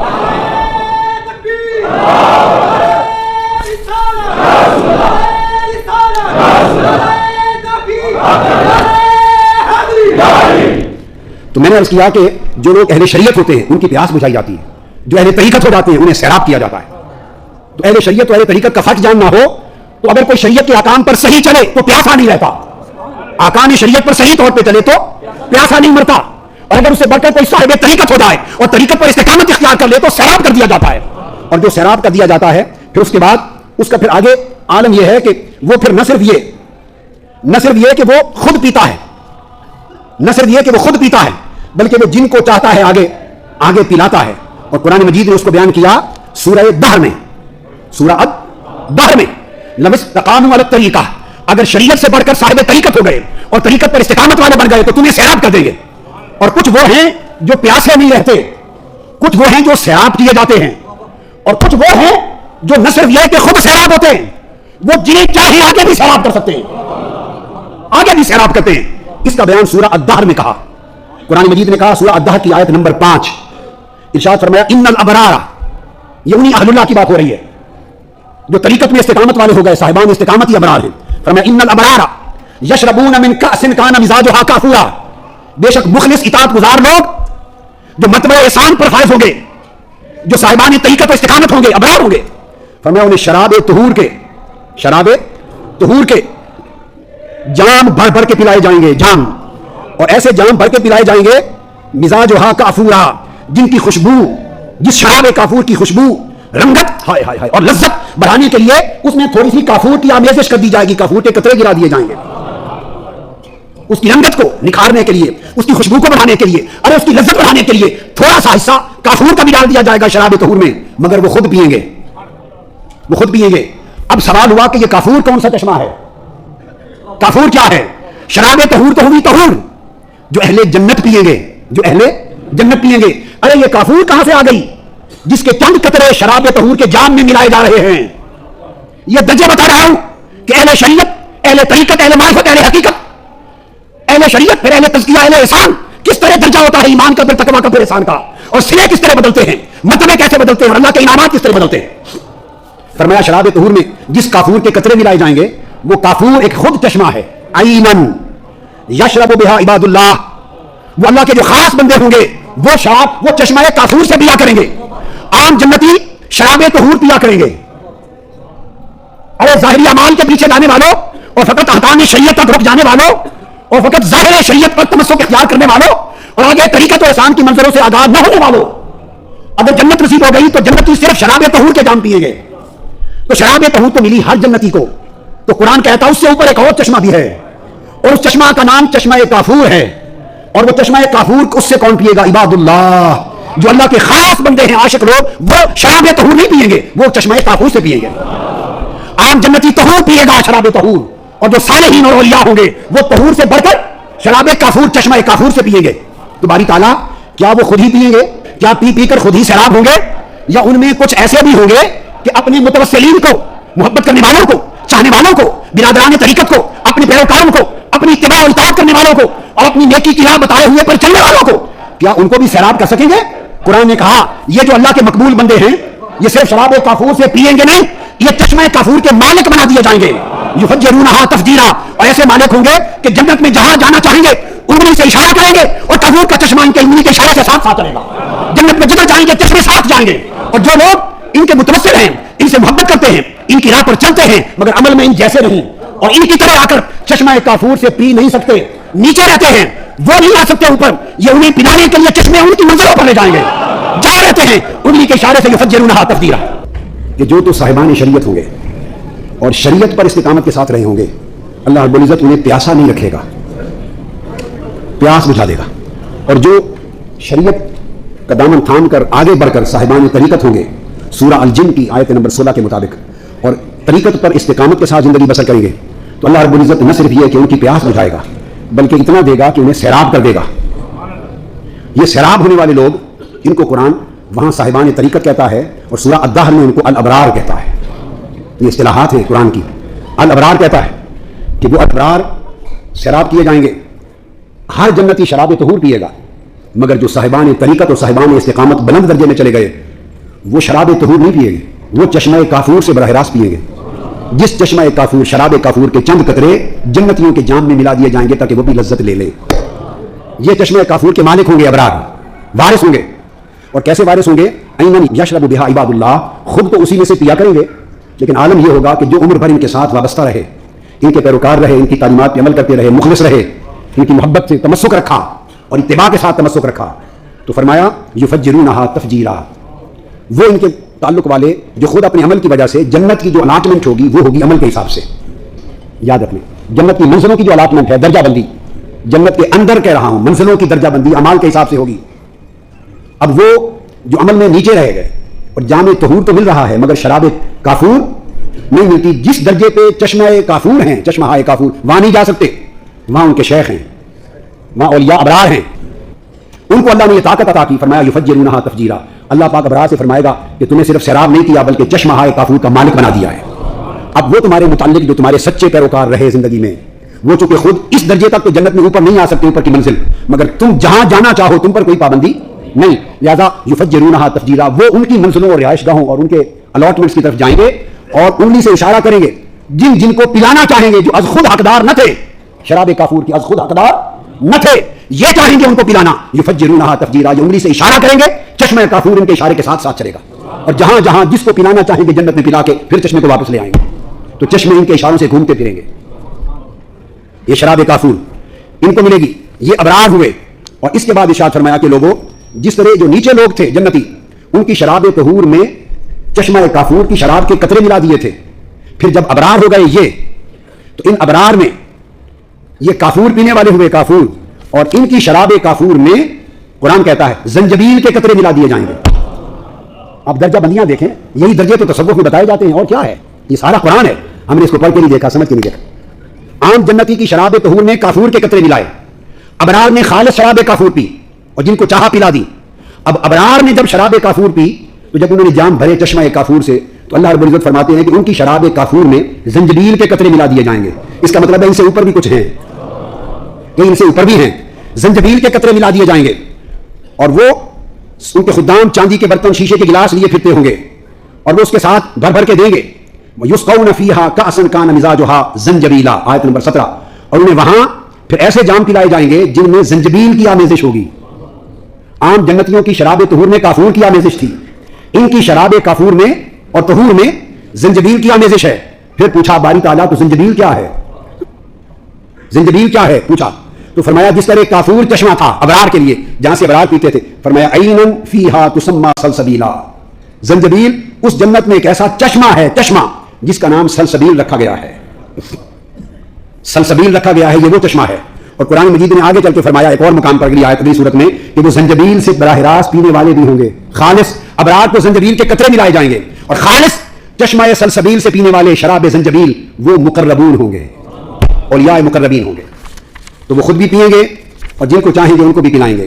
اور یہ ان لوگوں کے لیے اللہ رب العزت نے ارشاد فرمایا کہ جن کے لیے کہا کہ اگر طریقت پہ ثابت قدم رہیں اور طریقت کی راہ پر استقامت سے رہیں تو ہم سیراب کر دیں گے. اب یہ جو قرآن مجید کے الفاظ طریقت اور احسان, اس کی تفسیر میں نے عرض کی, تو تفسیر قرآن کی قرآن سے بیان ہو گئی. اب قرآن کی تفسیر حدیث سے لیتے ہیں, اب اس کی وضاحت حدیث سے لیتے ہیں. حدیث پاک میں اسی لفظ احسان کی وضاحت آقا علیہ السلام نے خود فرمائی, متفق علیہ حدیث ہے, بخاری اور مسلم کی, اور حدیث جبریل کے نام سے بھی معروف ہے, حدیث احسان سے بھی, جس میں سیدنا جبرائیل امین آئے. بخاری مسلم کی متفق علیہ. اس پر مفصل گفتگو میں دورہ صحیح بخاری اور دورہ صحیح مسلم میں کر چکا ہوں, اب صرف متعلقہ نقطہ بیان کروں گا. آ کے پوچھا یا رسول اللہ ایمان کیا ہے, تو آقا علیہ السلام نے عقیدہ بیان فرما دیا. پھر صحابہ کرام کی موجودگی میں پوچھا اسلام کیا ہے, آقا علیہ السلام نے اعمال بیان فرما دی جو ارکان اسلام ہے. پھر پوچھا احسان کیا ہے, تو حدیث جبریل متفق علیہ بھی بیان کرتی ہے کہ وہی 3 درجے ہیں, ایمان, اسلام اور احسان. ایمان عقیدہ ہے, اسلام عمل صالح ہے, احسان اخلاص کامل ہے. اخلاص کامل ہے. ایمان اور عمل کے ساتھ جب اخلاص کامل مل جاتا ہے تو اسی کا نام طریقت و معرفت ہے, اسی کا نام سلوک و تصوف ہے, اور اسی سے ولایت وجود میں آتی. بس یہ یا رسول اللہ عمل احسان کیا ہے, تو آپ نے دیکھا کہ ایمان کے جواب میں آقا علیہ السلام نے عقیدہ بیان کیا کہ ایمان عقیدے کا نام ہے, اللہ کو مانو, رسولوں کو مانو, فرشتوں کو, آخرت کو, ملائکہ کو, بعث کو, یہ مانو. پوچھا اسلام کیا ہے, شہادت توحید و رسالت کے بعد نماز قائم کرو، حج ادا کرو، زکات دو، روزے رکھو، اعمال بیان کیے. عقیدہ اور عمل کے بعد سوال کیا احسان کیا ہے، مل احسان. متفق علیہ حدیث، جس پر آقا علیہ السلام نے جواباً فرمایا، یہ نہیں کہا کہ جبرائیل اب کیا رہ گیا، ایمان بھی ہو گیا اور عمل بھی ہو گیا، بس دین کامل ہو گیا، اس کے بعد تو دین کا کچھ نہیں بچا، ایمان اور عمل کا نام دین ہے. نہیں، ایمان کو عقیدہ سے تعبیر کیا، اسلام کو اعمال سے تعبیر کیا. جب احسان کی بات آئی تو احسان کو کیفیات قلبی سے تعبیر کیا، قلب و باطن کی کیفیات سے. اور آقا نے فرمایا ان تعبد اللہ کأنک تراہ فإن لم تکن تراہ فإنہ یراک، اخرجہ الشیخان. بخاری اور مسلم دونوں نے اس کو روایت کیا. اور آقا علیہ السلام نے فرمایا کہ جبرائیل احسان یہ ہے کہ تو اللہ کی عبادت اس حال میں کرے گویا تو اسے دیکھ رہا ہے، کأنک تراہ. واضح بات ہے کہ اے بندے تو ان آنکھوں سے تو اللہ کو دیکھ نہیں سکتا اس دنیا میں، عام بندہ ان سر کی آنکھوں سے نہیں دیکھ سکتا، مگر فرمایا کہ اس حال میں، اس کیفیت میں تو عبادت کرے کأنک تراہ، گویا تو اس کے جلوہ حق کو دیکھ رہا ہے، تو حسن لا جزل کو دیکھ رہا ہے. فإن لم تکن تراہ، اور اگر تیری یہ کیفیت دیکھنے کے تصور کی نہ بندھے، یہ بات توجہ کریں، میں بندھنے کی بات کر رہا ہوں. آپ پوچھیں گے یہ ترجمہ کیسے ہو گیا؟ اس لیے کہ سر کی آنکھوں سے تو بندہ دیکھ ہی نہیں سکتا، اور پہلے بھی فرمایا کأنک تراہ، کہ اس طرح عبادت کر گویا تو اللہ کو دیکھ رہا ہے. جب فرمایا گویا دیکھ رہا ہے تو حقیقتاً دیکھنے کا تو سوال ہی نہ ہوا. اس طرح عبادت کر گویا تو اس کو دیکھ رہا ہے، تو گویا کیفیت قائم کر، ایسا دھیان قائم کر، ایسا تصور باندھ، ایسا مراقبہ کر، گویا تو جلوہ حق اور حسن لا جزل کو دیکھ رہا ہے. اب فرمایا فإن لم تکن تراہ، بس اگر تو اسے نہ دیکھ سکے تو حقیقی دیکھنا تو پہلے بھی ممکن نہ تھا. تو فإن لم تکن تراہ کا معنی کیا ہوا؟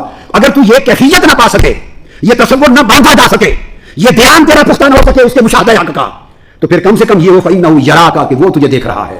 کہ احسان یہ ہے کہ بندے عبادت اس حال میں کر کہ یا تیری کیفیت مشاہدہ حق کی ہو یا تیری کیفیت مراقبہ حق کی ہو، یا مشاہدہ کی ہو یا مراقبہ کی ہو.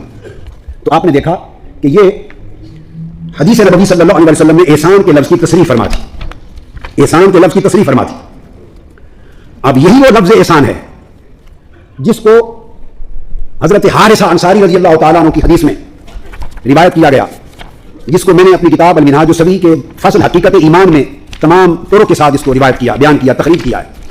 اور وہ یہ کہ آقا علیہ السلام نے صبح ایک صحابی، جوان صحابی حارثہ کو دیکھا اور پوچھا کیف اصبحت یا حارثہ، اے حارثہ بتا تیری صبح کیسے ہوئی، تو نے صبح کیسی کی ہے حارثہ. حضرت حارث بن مالک انصاری رضی اللہ تعالیٰ عنہ، حارث بھی لفظ آیا ہے کتب حدیث میں، حارثہ بھی آیا، دونوں درست ہیں اسماء و رجال میں. تو آقا علیہ السلام نے پوچھا کیف اصبحت، صبح کیسے کی. اب یہ جو ان تعبد اللہ کأنک تراہ، اسی حدیث نبوی کی شرح حدیث سے کر رہا ہوں. انہوں نے جواب دیا قال اصبحت مؤمنا حقا، آقا صلی اللہ علیہ وسلم میں نے حقیقت ایمان کے ساتھ صبح کی، حقیقت ایمان کے ساتھ صبح کی. اور اس کا دوسرا معنی بنتا ہے مؤمنا حقا، یعنی مومن حقانی کے طور پر صبح کی. بولیے مومن حقانی کے طور پر صبح کی. اس پر آقا السلام نے فرمایا فقال انظر ما تقول فإن لكل شيء حقیقت فما حقیقت ایمانک. اے حارثہ سوچ کیا کہہ رہا ہے، ہر شے کی ایک حقیقت ہے، تو کہہ رہا ہے میں نے حقیقت ایمان کے ساتھ صبح کی، پھر بتا تو صحیح کہ تیرے ایمان کی حقیقت کیا ہے، تیرے ایمان کی حقیقت کیا ہے. اب وہ حقیقت ایمان بیان کرتے ہیں، یہ پورا مضمون تصوف ہے، اور یہی سارا کا سارا یہاں سے ایمرج ہوتی ہے ولایت. جواب دیتے ہیں آقا یا رسول اللہ فقال عزفت نفسی عن الدنیا واسحرت لذلك لیلی واظمأن نہاری. وفي روایت قال عزفت نفسی عن الدنیا واسحرت لیلی واظمأت نہاری کأنی انظر عرش ربی بارزا.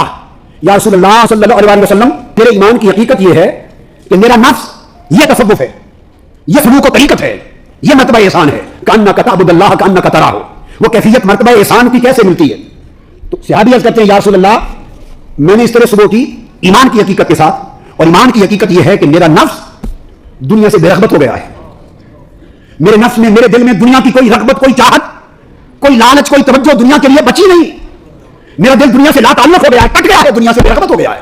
اور دوستو اللہ کی عزت کی قسم یہ وہ شراب ہے کہ چک کے دیکھو کہ جو رب کائنات سے جس کا قلب اپنا تعلق توڑ لے اس کا دل دنیا سے رغبت رکھنے کے لیے تیار نہیں ہوتا. جس کی رغبت ادھر مالا اعلیٰ میں قائم ہو جائے اس کی رغبت اس دنیا صفری سے کٹ جاتی ہے.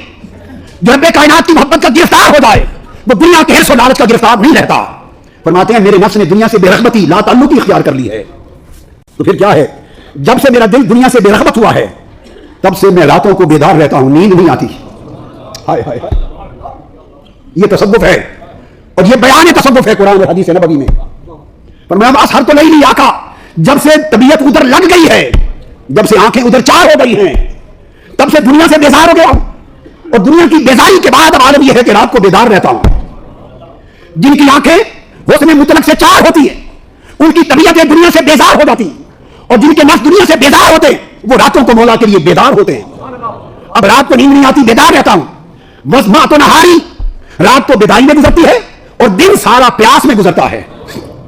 ہائے ہائے ہائے, کبھی سوچا کہ کون سی پیاس کا ذکر کیا جا رہا ہے؟ وہی پیاس جو ہمیں لگتی ہے, یہ ٹھنڈے پانی کی, پیپسی کی, کوک کی, شربت کی پیاس نہیں. رات کو بیدار رہتا ہوں, وزمات و نہاری, اور دن بھر پیاسا رہتا ہوں. اب یہ کون سی پیاس ہے جسے حقیقت ایمان کے ساتھ ابھی کیا جا رہا ہے؟ وہ پیاس یہ کہ رات جو لوگ جاگنے والے بن جائیں اور جنہیں رت جگہ کی لذت مل جائے, اور جو راتوں کے جاگنے کی شراب پی لیں تو راتوں کو ان کو جام پلائے جاتے ہیں, مناجات الہیہ کے جام, سجدوں کے اندر خدا کے اذکار کے جام, آنسوؤں کے جام, عشق و محبت کے جام, قربت کے جام, تعلق باللہ کے جام. جب وہ سجدوں میں گر کر مراقبے میں خدا کا دھیان کر کے اس کی یاد کے جام پیتے ہیں, وہ شراب انہیں وہ لذت دیتی ہے کہ جب رات گزر جاتی ہے, دن چڑھ جاتا ہے, تو فرمایا عرض کی آقا خدا کی قسم وہ شراب جو رات کے جاگنے میں بھی ہوتی ہے سارا دن اس کے لیے پیاسا رہتا ہوں, سارا دن اس کے لیے تڑپتا رہتا ہوں.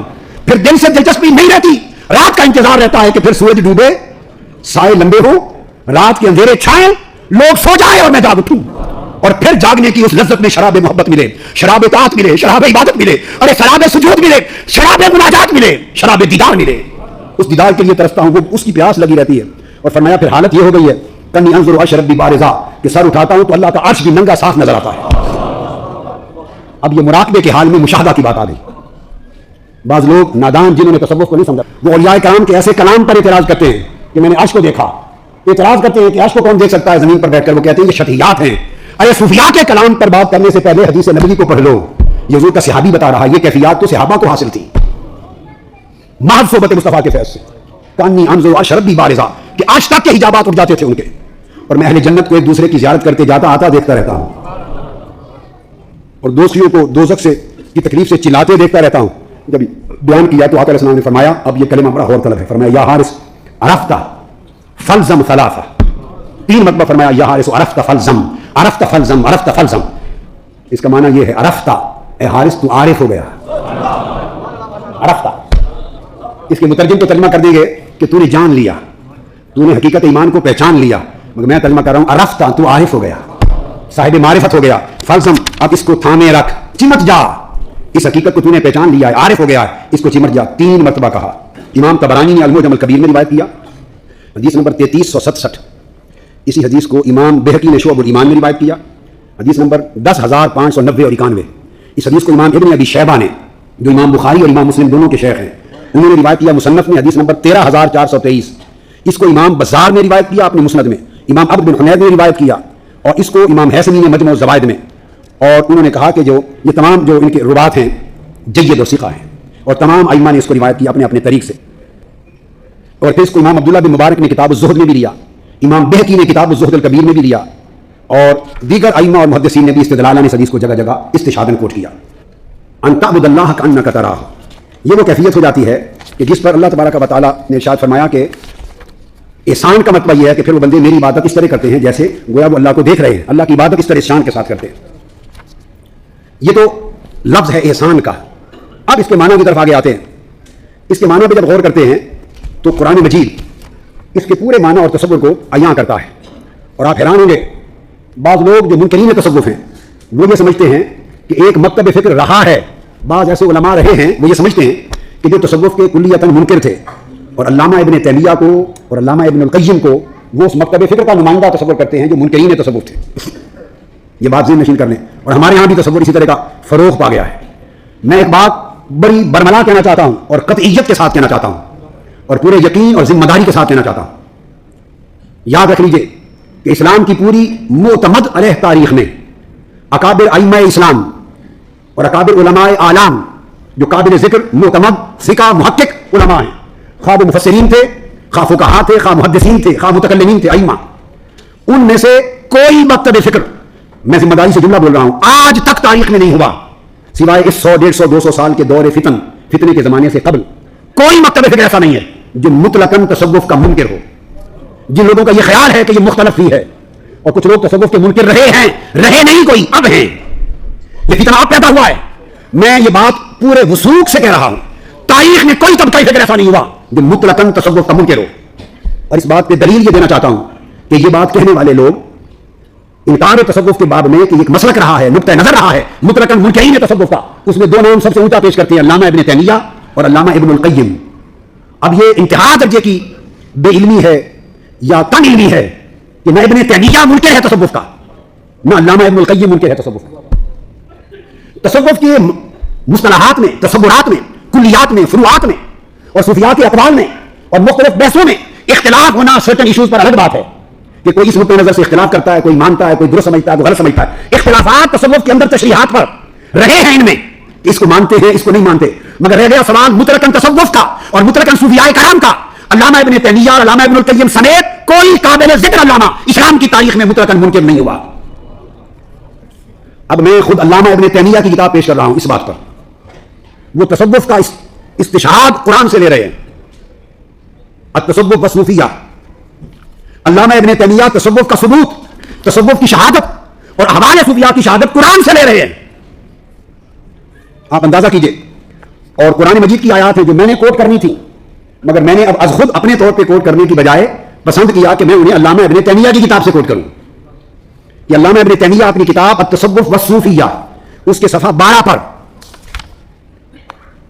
11 پر جمہور علماء کا قول تصوف کی تائید میں، صوفیاء کے مشرب و مذہب کی تائید میں استشہاد لاتے ہوئے قرآن مجید کے دلائل دیتے ہیں اور قرآن مجید میں صحابہ کرام کے احوال کوٹ کرتے ہیں صوفیاء کے احوال کی تائید میں اور تصوف کی تائید میں.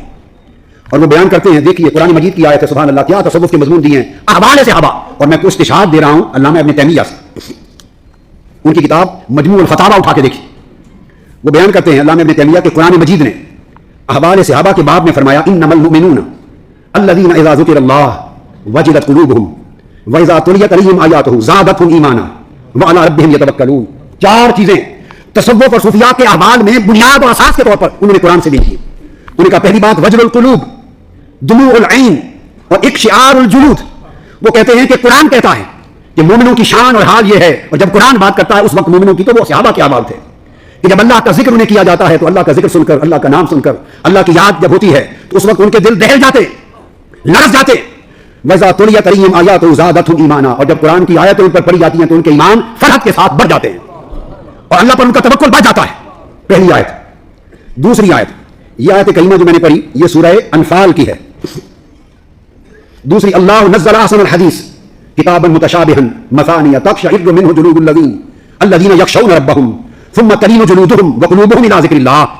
کہ اللہ کا یہ قرآن جس کی آیتیں ملتی جلتی ہیں، متشابہ ہیں ایک دوسرے کے ساتھ ملتی جلتی، جب اللہ کے بندوں پر تلاوت کیا جاتا ہے اور ان کے دلوں پر یہ نازل ہوتا ہے اور اللہ کے قرآن کی آیتوں کا ورود ہوتا ہے اللہ والوں کے دلوں پر اور صحابہ کے دلوں پر، تو قرآن مجید میں اللہ رب العزت نے فرمایا کہ ان کے رونگٹے کھڑے ہو جاتے ہیں، جسم لرز جاتے ہیں، رونگٹے کھڑے ہو جاتے ہیں اور ان کی جلدیں ذکر الہی کے تصور سے نرم اور ملائم ہو جاتی ہیں اور اللہ کی خشیت ان پر طاری ہو جاتی ہے، جلدیں نرم ہو جاتی ہیں اور ان کے دل لرز کر اللہ کی یاد کی طرف راغب اور مائل ہو جاتے ہیں.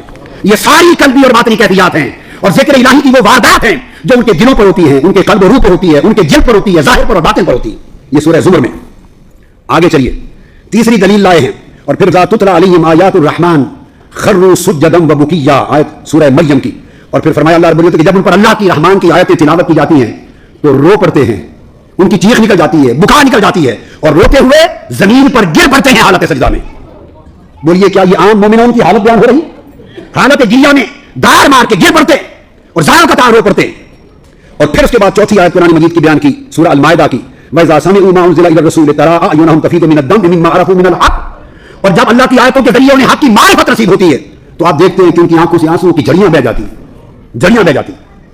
ایک طرف یہ آیات ہیں ارے ایمان سب کو ملا، ہمارے صالحہ سب کو ملے، تقویٰ سب کو ملا، مگر ان اہل ایمان صالحین متقین میں سے جو لوگ مرتبہ احسان پر فائز ہوئے ان کے دلوں پر اللہ کے ذکر کی کیفیات وارد ہوئی، اللہ کے تعلق اور یاد کی کیفیات اور واردات ہوئی. ان واردات سے ان کے من بدل گئے، ان کے قلب کے احوال بدل گئے، ان کے باطن کی کیفیات بدل گئیں. ارے اسی باطن کی کیفیت کا بدلنا یہی طریقت ہے، یہی تصوف ہے. قلب و باطن کے حال کا بدل جانا یہی کیفیت، یہی تصوف ہے، یہی مرتبہ احسان ہے کأنک تراہ ہو. اور پھر قرآن مجید نے سورہ بقرہ میں ارشاد فرمایا اللہ رب العزت نے یہود کو کہتے ہوئے کہ اے یہودیو تمہارے دل تو پتھروں سے بھی برے ہو گئے، پتھروں جیسے بھی نہ رہے، اتنے سخت دل ہو گئے کہ تمہارے دل تو پتھروں جیسے بھی نہ رہے، ان سے بھی بدتر ہو گئے قساوت میں، سختی میں، بدبختی میں۔ پھر اللہ پاک قرآن مجید میں پتھروں کی قسمیں بیان کرتا ہے۔ یہ پتھروں کی قسمیں، یہ تصوف میں دلوں کی قسمیں ہیں۔ ارشاد فرمایا وَإِنَّ مِنَ الْحِجَارَةِ لَمَا يَتَفَجَّرُ مِنْهُ الْأَنْهَارُ، فرمایا کہ کچھ پتھر ایسے ہوتے ہیں اللہ کی خشیت میں، کچھ پتھر ایسے ہوتے ہیں کہ وہ ان کے دل پھٹ جاتے ہیں، پتھر پھٹ جاتے ہیں، اور جب پھٹتے ہیں تو ان میں سے نہریں رواں ہو جاتی ہیں، نہریں رواں ہو جاتی ہیں پتھروں سے ایک۔ اور فرمایا کچھ اس سے کم درجے کے پتھر جو خشیت میں پھٹنے کے درجے تک نہ پہنچے اور ان کے دلوں سے نہریں نہ بہہ سکی، وہ ایسے پتھر بھی ہیں وَإِنَّ مِنْهَا لَمَا يَشَّقَّقُ فَيَخْرُجُ مِنْهُ الْمَاءُ، کہ وہ چر جاتے ہیں، پھٹتے ہیں، درار آ جاتی ہے، چر جاتے ہیں، اور جب چرتے ہیں تو ان سے بھی کچھ نہ کچھ پانی بہ پڑتا ہے، کچھ پانی بہ جاتا ہے۔ اور پھر فرمایا وَمِنْهَا لَمَا يَهْبِطُ مِنْ خَشْيَةِ اللَّهِ، اور کچھ ان سے بھی گھٹیا درجے کے پتھر تیسری قسم کے ایسے ہیں کہ بالکل چرتے بھی نہیں، کچھ پھٹ جاتے ہیں، کچھ چر جاتے ہیں، کچھ نہ پھٹتے ہیں نہ چرتے ہیں مگر لرز جاتے ہیں، اللہ کی خشیت سے لرز جاتے ہیں۔ اور یہ فرما کر فرمایا اللہ پاک نے کہ لوگوں، ارے تم ان پتھروں جیسے ہی تمہارے دل ہوا کرتے، پتھروں کو دیکھو کہ میری خشیت کی واردات جب ان پہ طاری ہوتی ہے تو پتھر پھٹ جاتے ہیں اور ان سے چشمے نہریں بہ پڑتی ہیں۔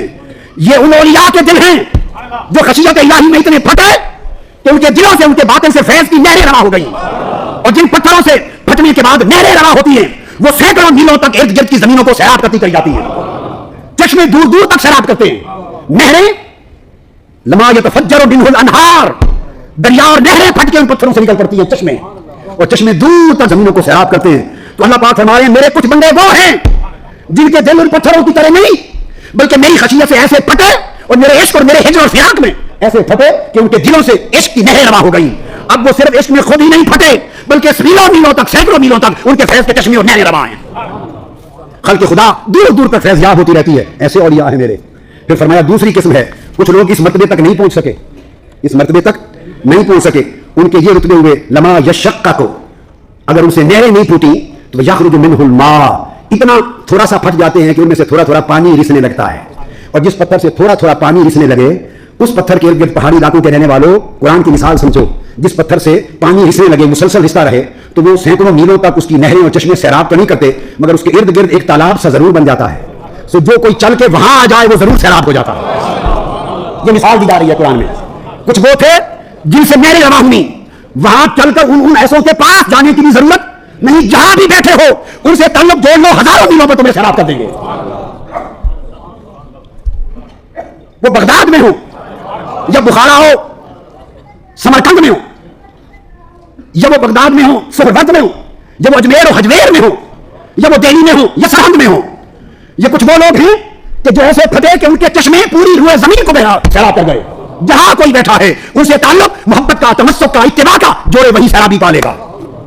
فرمایا پھر ضروری نہیں ہر کوئی اس درجے کو پہنچے، تو اللہ پاک نے فرمایا کچھ ان سے کم درجے کے بھی ہیں، اور پتھروں کی مثال سے بات سمجھائی جا رہی ہے چونکہ لوگ جو سنگ دل ہو گئے، لوگ جو سنگ دل ہو گئے، پتھر دل ہو گئے، پتھر دلوں کو پتھروں کی مثال سے دلوں کی بات سمجھائی جا رہی ہے۔ پھر جو پھٹے نہیں اور ان کے چشمے نہیں بہ نکلے کہ شاید سے ہر تک دنیا سیراب ہو، تو کم سے کم اتنا تو ہے کہ ان سے پانی رستا رہتا ہے، ارد گرد تالاب ہے، دور سے نہیں، جو وہاں چل کے چلا جائے تو پیاسا کوئی نہیں لوٹتا، سیراب ہو جاتا ہے، تو پیاسا نہیں چھوڑتے جو ان کے پاس چلا جائے۔ فرمایا پھر اس کے بعد کچھ لوگ وہ ہیں متوسلین جو اس درجے تک بھی نہ دے کہ کسی کو سیراب کر سکیں، اتنا نہ صحیح لما یہبط من خشیت اللہ، مگر ان کی اپنی کیفیت یہ ضرور ہو گئی ہے کہ خشیت الہی سے لرزتے ہیں، روتے ہیں اور یار کے ساتھ لپٹ جاتے ہیں، اپنی جوگے ہو گئے ہیں، اپنا رانجا راضی کرنے کے قابل ہو گئے، اپنا من سیراب کر رہے ہیں۔ اب ان کا کیا فائدہ ہوا جو اپنا من سیراب کر رہے ہیں؟ وہ یہ کہ اگر تالاب نہیں بنائے اور چشمے نہیں بنائے تو ان کا حال ایسا ہو گیا ہے کہ جو ان کا حال کو دیکھے تو اس حال سے کچھ اپنا حال بدل لے گا، اس حال کو دیکھ کر کچھ نہ کچھ بدل لے گا۔ تو قرآن مجید میں دیکھیے صوفیاء صاحبان قال نہیں صاحبان حال ہیں، قرآن نے ان کے حال کے درجے بیان کیے، فرمایا کہ اس حال کی طرح ہو جاؤ۔ اور پھر علامہ ابن تیمیہ کو کوٹ کر رہا ہوں، آگے چلیے، وہ کہتے ہیں یہ تو تھے صحابہ کے احوال اور یہ تو تھے مومنین صالحین اولیاء کے احوال، صوفیاء کے احوال۔ وہ کہتے ہیں کہ ایسے احوال تو انبیاء میں بھی تھے، انبیاء کے تھے، اور وہاں علامہ ابن تیمیہ دو مثالیں کوٹ کرتے ہیں، کہتے ہیں یہ کیفیت تجلیات کے نتیجے میں اس کیفیت کا وارد ہونا کہ آؤ پہلے تمہیں طور پہ لے چلے، ایک کیفیت موسوی ہے، ایک کیفیت محمدی ہے۔ طور پر حضرت موسیٰ علیہ السلام نے التجا کی رب ارنی، جواب آیا لن ترانی، اے اللہ مجھے اپنا آپ دکھا۔ جواب یہ نہیں دیا کہ مجھے دیکھا نہیں جا سکتا، یہ نہیں کہا، فرمایا لن ترانی، تو مجھے ہرگز نہیں دیکھ سکتا۔ جب زور تو پر دے دیا کہ تو نہیں دیکھ سکتا تو اس میں اس بات امکان رویت ہو گیا کہ دیکھا تو جا سکتا ہے مگر آنکھ وہ تیری نہیں کوئی اور ہوگی. لیکن آگے وہ بیان کرتے ہیں, وہ کہتے ہیں کہ ان کا حال دیکھیے کہ وہ جب موسیٰ علیہ السلام نے عرض کیا تو اللہ رب العزت نے تجلی پھینکی اپنی طور پر. فلما تجلی ربہ, اللہ رب العزت نے جب جبل طور پر اپنی تجلی پھینکی تو جعلہ دکا, ریزہ ریزہ ہو گیا تو. اور جب موسیٰ علیہ السلام نے اس تجلی حق کا انعکاس دیکھا, تجلی حق کا انعکاس دیکھا تو کیا فرمایا؟ خر موسیٰ صاعقا. اس تجلی کے انعکاس سے حضرت موسیٰ بے ہوش ہو کے گر پڑے. یہ پہلا وجد تھا پیغمبرانہ تاریخ میں, پہلا وجد تھا پیغمبرانہ تاریخ میں کہ جب تجلی حق کا انعکاس ہوا تو موسیٰ علیہ السلام بے ہوش ہو کے گر پڑے. خر موسیٰ صاعقا پہلا وجد تھا جس میں بے ہوش ہو گئے موسیٰ علیہ السلام. اور پھر قرآن کہتا ہے کہ جب افاقہ ہوا, فلما افاقہ, بے ہوشی سے افاقہ ہوا تو پھر طائب ہوئے اس متعلق سوال سے. تو علامہ ابن تیمیہ کہتے ہیں کہ ادھر تجلی حق پڑی تو موسیٰ علیہ السلام غش کھا کے گر پڑے, بے ہوش ہو گئے, ان کی یہ کیفیت ہوئی. اور ادھر شب معراج تاجدار کائنات کو علامہ ابن تیمیہ کہتے ہیں رب نے دکھایا جو دکھایا. ابن تیمیہ کے لفظ ہیں.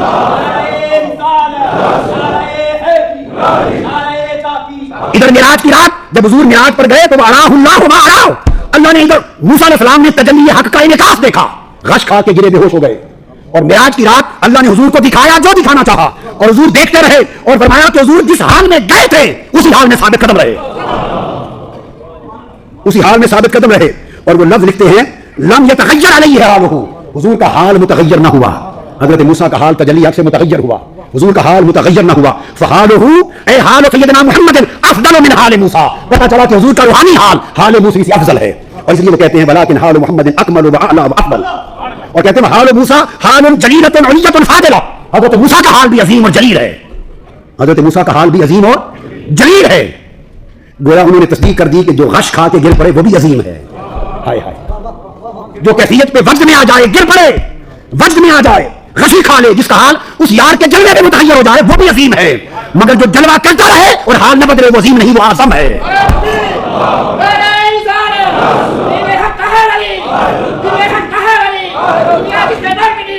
وہ عظیم نہیں, وہ اعظم ہے. یہ علامہ ابن تیمیہ نے استشہاد کیا تصوف کے لیے قرآن پر اور انبیاء اور صحابہ کے حوالے سے. اور پھر جو میں عرض کرنا چاہتا ہوں اس پر قرآن کا بیان اور اسی تصور پر حدیث نبوی سے تشریح. آ جائیے ذرا قرآن کا بیان اصحاب کہف سورہ کہف کی طرف. اس تصور کا استشہاد دے رہا ہوں قرآن سے. قرآن مجید ارشاد فرماتا ہے سیدنا موسیٰ علیہ السلام اور خضر علیہ السلام کا واقعہ. اب یہ بات بڑی توجہ طلب ہے, واقعہ موسیٰ اور خضر ہے اور اس کی تفسیر صحیح بخاری سے ہے, تفسیر بخاری اور مسلم کی متفق ہے حدیث سے. موسیٰ علیہ السلام نکلے ہیں اللہ رب العزت کی بارگاہ میں درخواست کر کے حضرت خضر سے ملنے, اللہ کے مقرب بندوں میں سے ایک بندے کو ملنے ہیں. حضرت خضر علیہ السلام کون تھے؟ بعضوں نے کہا نبی تھے, بعضوں نے کہا ولی تھے, اکثریت نے کہا ولی تھے, اور جمہور اور اکثریت ائمہ نے اتفاق کیا کہ وہ آج تک زندہ ہیں اور وہ ملنے والوں کو آج بھی ملتے ہیں اور لوگ ان سے اکتساب فیض بھی کرتے ہیں. اب موسیٰ علیہ السلام گئے حضرت خضر علیہ السلام کی زیارت کے لیے.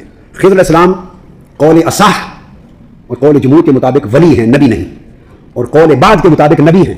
اگر نبی بھی ہوں تو درجے میں موسیٰ علیہ السلام سے کم ہیں, چونکہ موسیٰ علیہ السلام اولو العزم 5 رسولوں میں سے ایک ہیں. حضرت نوح, حضرت ابراہیم, حضرت موسیٰ, حضرت عیسیٰ اور سید الانبیاء صلی اللہ تعالیٰ علیہ وسلم, 5 اولو العزم رسول ہیں. ان کا درجہ بہر صورت حضرت خضر سے بلند ہے. اب پہلا سوال یہ پیدا ہوتا ہے کہ قرآن بتا رہا ہے کہ رب کائنات نے بھیجا حضرت موسیٰ کو حضرت خضر سے ملاقات کے لیے, افضل مفضول کے ساتھ ملاقات کے لیے جا رہا ہے, اعلیٰ ادنا کی طرف جا رہا ہے, نبی ولی کی طرف جا رہا ہے یا رسول نبی کی طرف جا رہا ہے, اعلیٰ اپنے سے ادنا کی طرف جا رہا ہے مرتبے میں. کیوں؟ قاعدہ تو یہ ہے نا کہ ادنا اعلیٰ کی طرف جائے, ولی نبی کی طرف جائے. اگر موسیٰ علیہ السلام کو بھیجا کہ ان کی ملاقات کے لیے جاؤ, قاعدہ یہ ہے کہ شریعت میں ولی کا عمل سنت نہیں بنتا. اب میں سبب جواب دے رہا ہوں کیوں بھیجا. اگر ولی جائے نبی کی طرف تو اس سے جواز ثابت ہوتا ہے, شریعت کا سنت ہونا ثابت نہیں ہوتا. ولی کے عمل سے کسی عمل کا جائز ہونا ثابت ہوتا ہے, بابرکت ہونا ثابت ہوتا ہے. اگر کوئی وہ عمل نبی اور رسول صادر کرے تو وہ سنت بن جاتا ہے, شریعت بن جاتا ہے. کسی کی زیارت کے لیے جانا, اگر حضرت خضر جاتے موسیٰ علیہ السلام کی طرف تو ان کا جانا ہو جاتا, اس سے کسی کی زیارت کے لیے جانا جائز ہو جاتا, مگر شریعت میں حکم سنت کا نہ بنتا. رسول کو بھیجا تاکہ وہ خضر سے ملنے جائیں, تاکہ ہمارے رسول سے زیارت کے لیے اللہ والوں کے پاس جانا سنت ثابت ہو جائے. آپ میری بات کو سمجھیں. اس کی مثال اسی طرح ہے, اس کی مثال دیتا ہوں پھر ایک اور قرآن سے. اس کی مثال مزید سمجھیے اور اس سے بھی زیادہ واضح کہ حضرت سیدہ مریم رضی اللہ تعالیٰ عنہ ولیہ ہیں اور پھر ان کا بچپن تھا، ولیہ تھی، عابدہ زاہدہ تھی. سیدنا زکریا علیہ السلام برگزیدہ اللہ کے نبی تھے. جب دیکھا سیدہ مریم کے پاس بند کمرے میں پھل آتے ہیں تو پوچھا انا لکی ھذا، اے مریم یہ پھل کہاں سے آئے؟ تو آپ نے کہا ہوا من عند اللہ، اللہ کی طرف سے آتے ہیں. ہنالک دعا زکریا ربہ، تو وہ جو حجرہ تھا حضرت مریم کا وہیں کھڑے ہو کر اللہ کے حضور دعا کرنے لگ گئے. حضرت مریم کے حجرے کا تمثل کیا، ان کے مقام عبادت کو وسیلہ کی جگہ بنایا. کس نے؟ اللہ کے نبی نے. ہنالک دعا زکریا ربہ. اب ولی کو چاہیے کہ نبی کی جگہ پہ وسیلہ بنائے اور دعا کرے، یا نبی ولی کے مقام پر جا کے دعا کرے؟ بولیے کیا ہونا چاہیے؟ ولی جائے نبی کے مقام پر دعا کرے اور وسیلہ بنائے. یہاں نبی ولی کے حجرے کو توسل مکانی بنا کر دعا کر رہا ہے، نبی ولی کے مقام پر. کیوں؟ اس لیے کہ اگر سیدہ مریم کسی زمن میں ان کے حجرے میں دعا کرتی تو یہ عمل جائز ہوتا، شریعت میں سنت نہ بنتا، حکم نہ بنتا. جب نبی نے توسل کر لیا حضرت مریم کے حجرے میں تو نبی کا عمل ہو گیا، شریعت کا حکم ہو گیا، سنت بن گیا. آپ میری بات کو سمجھیں؟ یعنی کس طرح کسی عمل کو سنت بنانے کے لیے اللہ پاک ایک طریقہ اختیار فرماتا ہے. ایک اور مثال دیتا ہوں تاکہ یہ سب تصوف کے دائرے کے اندر رہنے والی چیزیں ہیں. تصوف کے مختلف حقائق بھی بیان ہو رہے ہیں، رسوم بھی بیان ہو رہے ہیں. حضرت یوسف علیہ السلام کو خبر ملی کہ میرے والد گرامی سیدنا یعقوب علیہ السلام کی بینائی چلی گئی. بھائیوں نے بتایا تو چاہتے تو دعا کر دیتے، ٹھیک ہے یا نہیں، کہ باری تعالیٰ میرے والد کی بینائی لوٹا دے، تو اللہ لوٹا دیتا. لوٹاتا یا نہیں لوٹاتا؟ لوٹا دیتا. یعقوب علیہ السلام خود ہی دعا کر دیتے، ان کا خود بھی دعا کرنا ثابت نہیں، بس ثابت رہے. بیٹوں نے کہا کہ باپ کی بینائی نہیں رہی، تو یوسف علیہ السلام نے بجائے دعا کرنے کے، قرآن بتاتا ہے دعا کا کوئی ذکر نہیں، ہاتھ اٹھا کے اللہ کو دعا کریں، ہاتھ اٹھا کے اللہ کے حضور دعا کریں، اس کا ذکر نہیں ہے قرآن میں، بلکہ اپنا قمیض اتار کے دیا. فرمایا اذهبوا بقمیصی ھذا فالقوه علی وجه ابی یأتی بصیرا، میرا قمیض لے جاؤ اور میرے والد کی آنکھوں پر، ان کے چہرے پر رکھنا، بینائی لوٹ آئے گی. اب کیا اللہ کا نبی شرک سکھا رہا ہے؟ اپنا قمیض بھیج رہا ہے کہ میرا قمیض لے جاؤ، میرے والد کے چہرے پر رکھنا، بینائی لوٹ آئے گی. نتیجتاً آپ کے بھائی آپ کا قمیض لے آئے، حضرت یعقوب علیہ السلام کے چہرے پر آنکھوں پر قمیض رکھا. فلما ان جاء البشیر القاہ علی وجہہ فارتد بصیرا. اب قرآن کہتا ہے وہ قمیض ان کی آنکھوں پر رکھا، وہ بینا ہو گئے. اگر دو ہی طریقے ممکن تھے، دعا بھی کر سکتے تھے مگر دعا نہیں کی. اگر دعا کرتے تو یہ وہ متداول طریقہ ہے کہ ہر نبی کرتا رہا ہے، اس سے کوئی نیا حکم ثابت نہ ہوتا، ہر کوئی دعا کرتا ہے. دعا کا حکم تو اہم متداول طریقہ ہے، تو دعا نہیں کی، ایک نیا طریقہ سمجھایا کہ میرا قمیض لا کے میرے باپ کی آنکھوں پر رکھنا اور قمیض کے صدقے سے بینائی لوٹ آئے گی. اب توسل کا طریقہ اپنایا، دعا کا نہیں. قمیض بھیجا، قمیض وسیلہ بنا، بینائی لوٹ آئی. اور کیوں بھیجا؟ اس لیے تاکہ نبی جب بھیجے گا تو توسل کے لیے قمیض بھیجنا، توسل وسیلہ کروانا بھی سنت بن جائے، اور نبی کے قمیض سے وسیلہ کرنا بھی سنت بن جائے. وسیلہ کرنے والا بھی سنت پہ عمل کرے اور جس کا وسیلہ کیا جا رہا ہے وہ بھی سنت پہ عامل ہو. تو یہ اس لیے بعض اوقات کیا جاتا ہے. تو موسیٰ علیہ السلام کو بھیجا حضرت خضر علیہ السلام کی طرف اور فرمایا کہ جاؤ ان سے ملو. اور پہچان کیا بتائی؟ پتہ نہیں بتایا. یہ بات بڑی اہم ہے. ایڈریس نہیں دیا. آپ کا مسجد گنگول شریف کا بھی ایک ایڈریس ہے نا جی، ہر گھر کا ایک ایڈریس ہوتا ہے. پتہ نہیں دیا بلکہ ایک نشانی بتائی. یہ بات اہم ہے. اب قرآن کے طریقے ہیں سمجھانے کے. اولیاء نشانیوں سے پہچانے جاتے ہیں، وہ نشانیوں سے پہچانے جاتے ہیں. نشانی کیا بتائی؟ فرمایا فلما بالغا مجمع بینہما نسیا حوتہما فاتخذ سبیلہ فی البحر سربا. نشانی کیا بتائی کہ جانا جہاں دو دریا آپس میں مل رہے ہیں وہاں پہنچے، اور جب دو دریا آپس میں دریاؤں کا سنگم تھا وہاں پہنچے، ملے، اور وہاں دیکھا تو مچھلی بھون کر پکا کر ساتھ لے لی تھی کھانے کے لیے. مچھلی کو کاٹا، اس کو بھونا، مرچ مسالہ لگایا، بھونا، اس کا سالن بنایا کھانے کے لیے، سالن تیار کر کے لے کے روسٹ کر کے مچھلی. وہاں جب اترے وضو کیا تو اس تالاب کا پانی مچھلی کو لگا، اس کے چھینٹے مچھلی پہ لگے، مردہ بھنی ہوئی پکی ہوئی مچھلی زندہ ہو گئی اور سرنگ بنا کر پانی میں دوڑ گئی. تو قرآن مجید نے پہلی بات یہ بتائی. آگے چلے گئے، یاد نہ رہا حضرت موسیٰ علیہ السلام کو بتانا، حضرت یوشع بن نون بتا نہ سکے. آگے بھوک لگی، فرمایا کہ کھانا لاؤ. تو تب یاد آیا کہ حضور وہ تو مچھلی میں نے بتایا نہیں، وہ اس تالاب پہ رکے تھے، اس پانی کے چھینٹوں سے زندہ ہو کے بھاگ گئی تھی. اب قرآن کا لفظ سنیے، آیت نمبر 64 سورہ الکہف. قال ذلک ما كنا نبغي، وہ جہاں مچھلی مردہ مچھلی زندہ ہو گئی تھی، چلو پلٹ کر ہم اسی جگہ کی تلاش میں نکلے تھے جہاں مردہ زندہ ہو گیا تھا. تو ولی کی نشانی یہ بتائی کہ جس کی مجلس اور جس کی صحبت اور جس کے ماحول میں مردہ دل زندہ ہو جائے وہ ولی ہے. مردہ دل زندہ ہو جائے،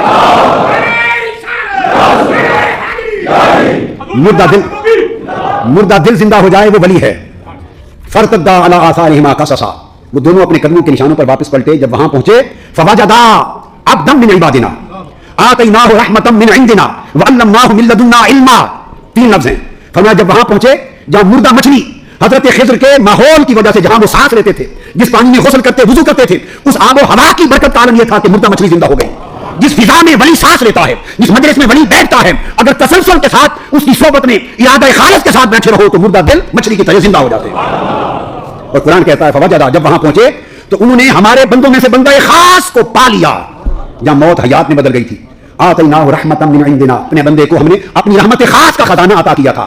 وعلمناہ من لدنا علما, اور اپنا علم لدنی کا خزانہ عطا کیا تھا. اب یہاں تک تو تھا مضمون, آگے 3 واقعات ہیں وہ میں بیان نہیں کرنا چاہتا, وہ آپ نے زندگی میں 100 بار سنے.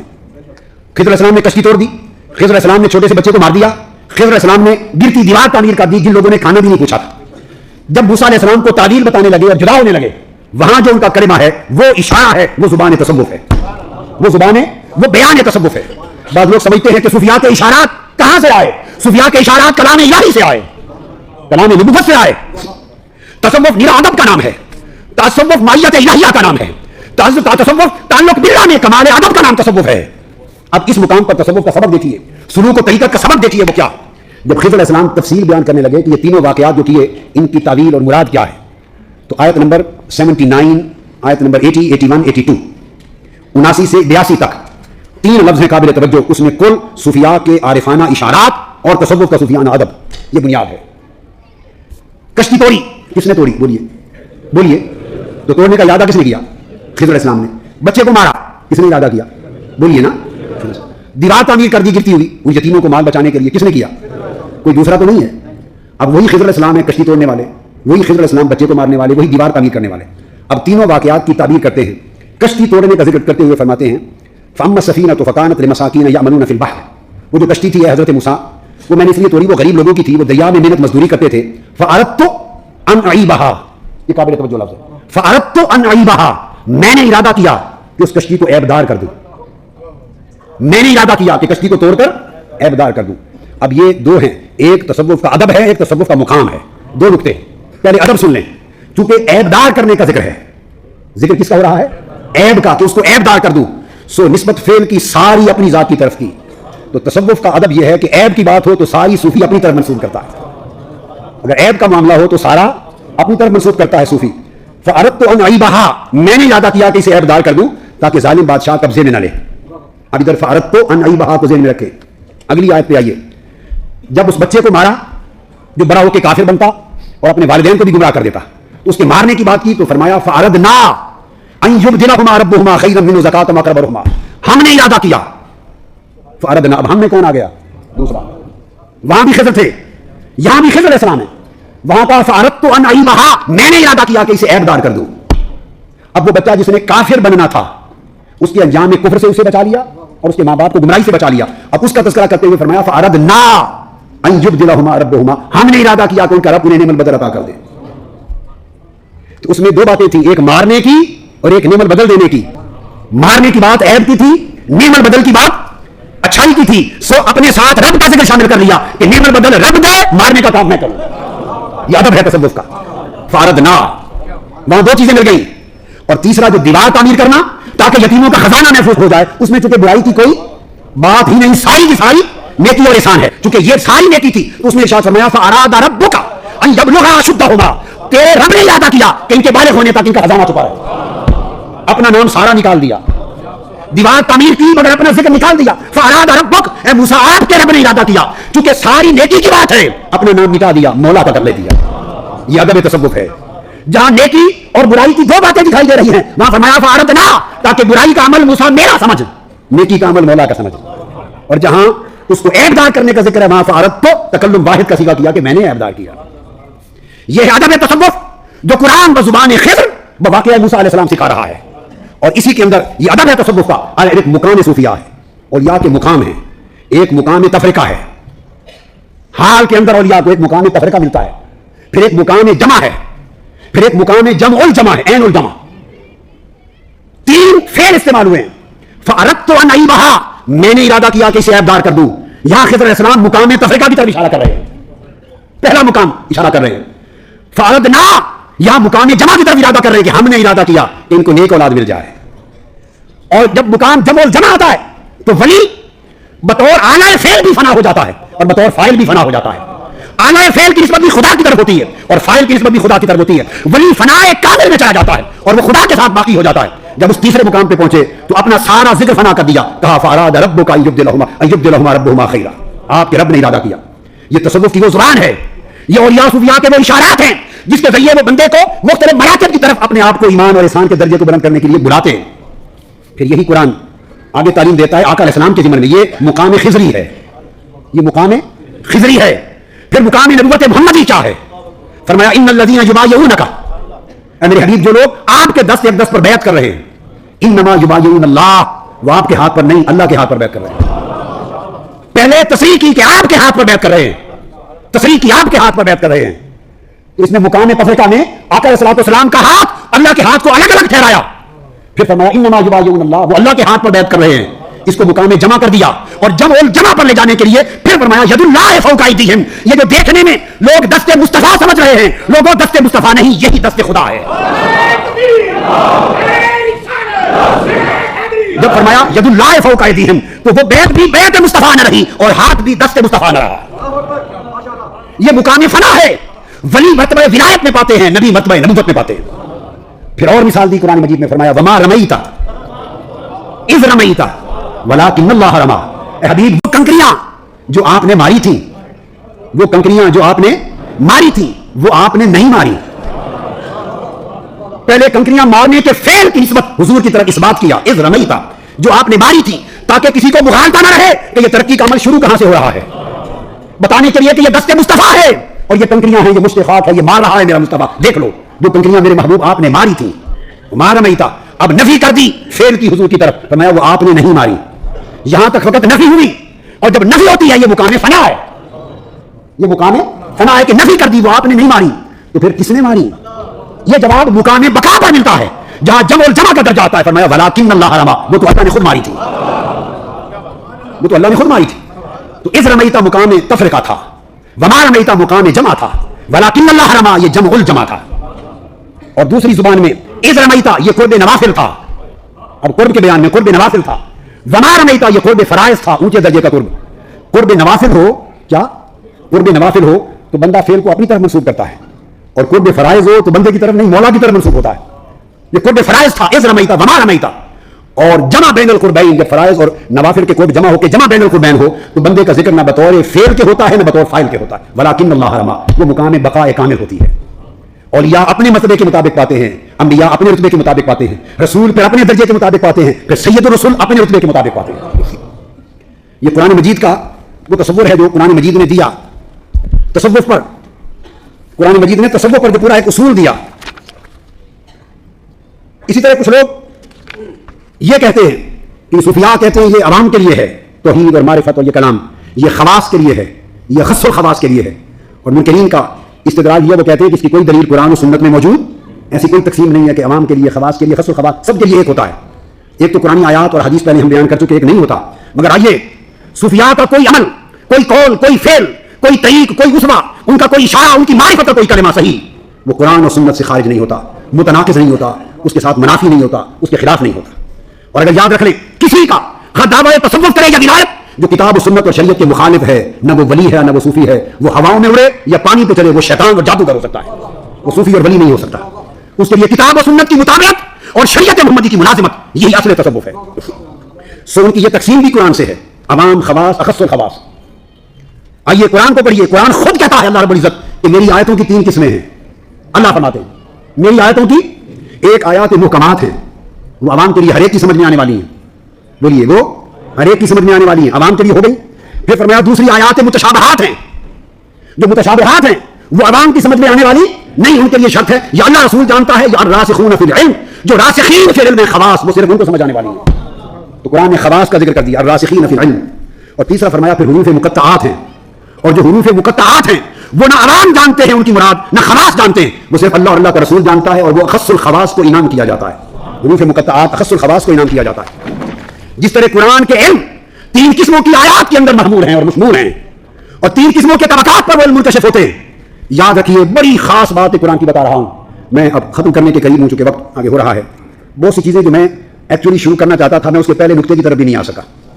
میں تو تصوف کی اصطلاح سے, صوفی کے معنی سے, اشتقاق سے آن ورڈ چلنا چاہتا تھا, تو اور بات چھڑ گئی تو مضمون میرا اور ہو گیا.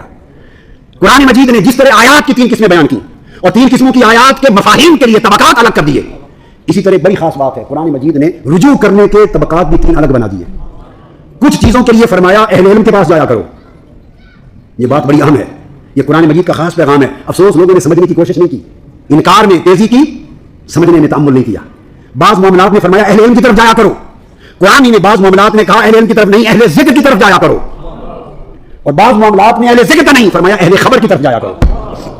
یہ قرآن ہے۔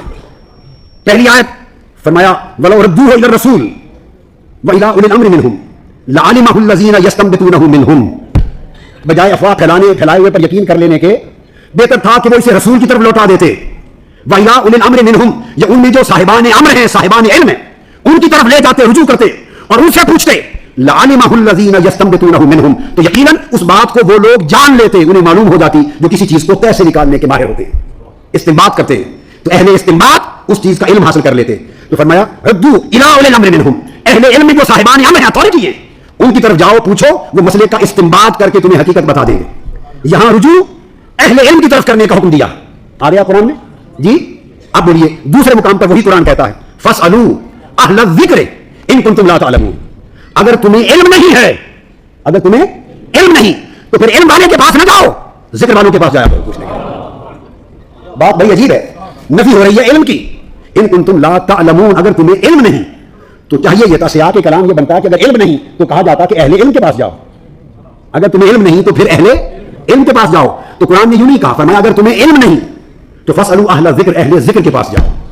پہلا مقام اور مرتبہ جو تھا کہ اگر معلوم نہیں تو اہل علم کی طرف جاؤ جو اہل استنباط ہوتے ہیں، اس کے اوپر دوسرا مرتبہ یہ آیا بعض ایسے علوم، معارف اور مسائل ہوتے ہیں اگر تمہیں علم نہیں تو ان کا حل اہل علم کے پاس نہیں، اہل ذکر کے پاس ہے، تو اہل ذکر کے پاس جایا کرو۔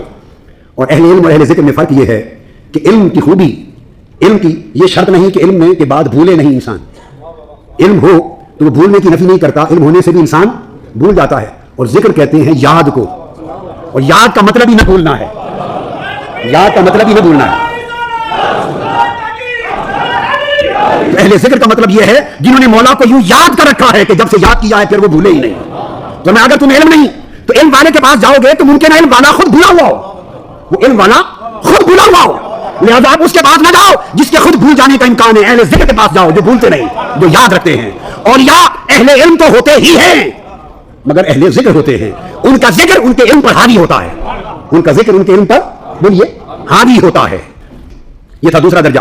اب کچھ مسائل اس سے بھی بلند ہوں گے جو اہل ذکر سے بھی اونچے، وہ یاد میں قائم رہنے والے اہل ذکر سے بھی اونچی بات ہے، اس کو پوچھنا ہو تو کہاں جائیں؟ فرمایا الرحمن فاسأل بہ خبیرا۔ اگر اللہ کی صفات کی بات تھی، احکام کی بات ہو، مسائل کی بات ہو، حلال و حرام کی بات ہو تو اہل علم کے پاس جاؤ، اہل علم کے پاس جاؤ۔ تقویٰ کی بات ہو، پرہیزگاری کی بات ہو، زہد و ورع کی بات ہو، تہجد گزاری کی بات ہو، خدا کی رضا اور اس کی قضا پہ تسلیم کی بات ہو، اور اللہ کی بارگاہ میں ہر وقت تسلیم و رضا کی بات ہو تو پھر اہل ذکر کے پاس جاؤ۔ اور اگر ان ساری باتوں سے ہٹ کر صرف یار کی بات ہو، مولا کی بات ہو، مولا کی بات ہو تو مولا کی بات نہ اہل علم بتا سکتا ہے نہ خالی اہل ذکر بتا سکتا ہے۔ فرمایا الرحمن، اگر پھر رحمان کی ذات کا پوچھنا ہو کہ سونا رب کیوں گیا، وہ کیوں گلا کرتا ہے، وہ کس طرح رازداری میں باتیں کرتا ہے، کیسے مناجات کرتا ہے، کیسے رات کو اپنے دل میں بندے کے ساتھ الہام کرتا ہے، کس طرح اس کے دل کی آگ کو اپنا جلوہ کراتا ہے، کس طرح کیفیات وارد کرتا ہے۔ اگر صرف مولا کی بات ہو تو نہ اہل علم سے نہ اہل ذکر سے پوچھو، فاسأل بہ خبیرا، اہل خبر سے پوچھو، اہل بولیے اہل کسی باخبر سے پوچھو، اہل خبر سے پوچھو۔ تو قرآن نے 3 رجوع بتائے یا نہیں؟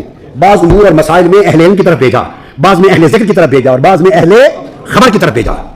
میرا سارا مضمون آپ نے دیکھا کچھ کتابیں پڑھی ہیں، میں صرف آخر پہ حدیث آپ کو سناؤں گا بات کو ختم کرنے کے لیے، مضمون سارا چھوڑ دیا، بالکل نیا مضمون جو میرے ذہن میں تھا، ترتیب تھی، اس طرف نہیں جا گیا، بس وہ پہلی آیات قرآنی اور حدیث پاک کی شرح کرتے کرتے ہم کسی اور راہ میں نکل آئے۔ تو بتانا یہ چاہتا ہوں اسی طرح قرآن کا تصور جس طرح اہل علم اور اہل ذکر اور اہل خبر کا ہے، اسی طرح قرآن مجید میں تصوف کے بعد میں جیسے علم الیقین، عین الیقین اور حق الیقین کی تقسیم بھی قرآن نے کی ہے۔ یہ نہ کبھی خیال کرنا کہ صوفیاء نے دی ہے۔ جب علم الیقین کی بات کرتے ہیں تو وہ شریعت کی بات ہوتی ہے، جب عین الیقین کی بات ہوتی ہے تو وہ طریقت معرفت کی بات ہوتی ہے، جب حق الیقین کی بات کرتے ہیں تو وہ حقیقت کی بات ہوتی ہے۔ یہ قرآن ہے۔ ارشاد فرمایا اللہ رب العزت نے سورہ التکاثر میں، التکاثر فرمایا کلا لو تعلمون علم الیقین، یقین کا علم یہ شریعت میں ہے۔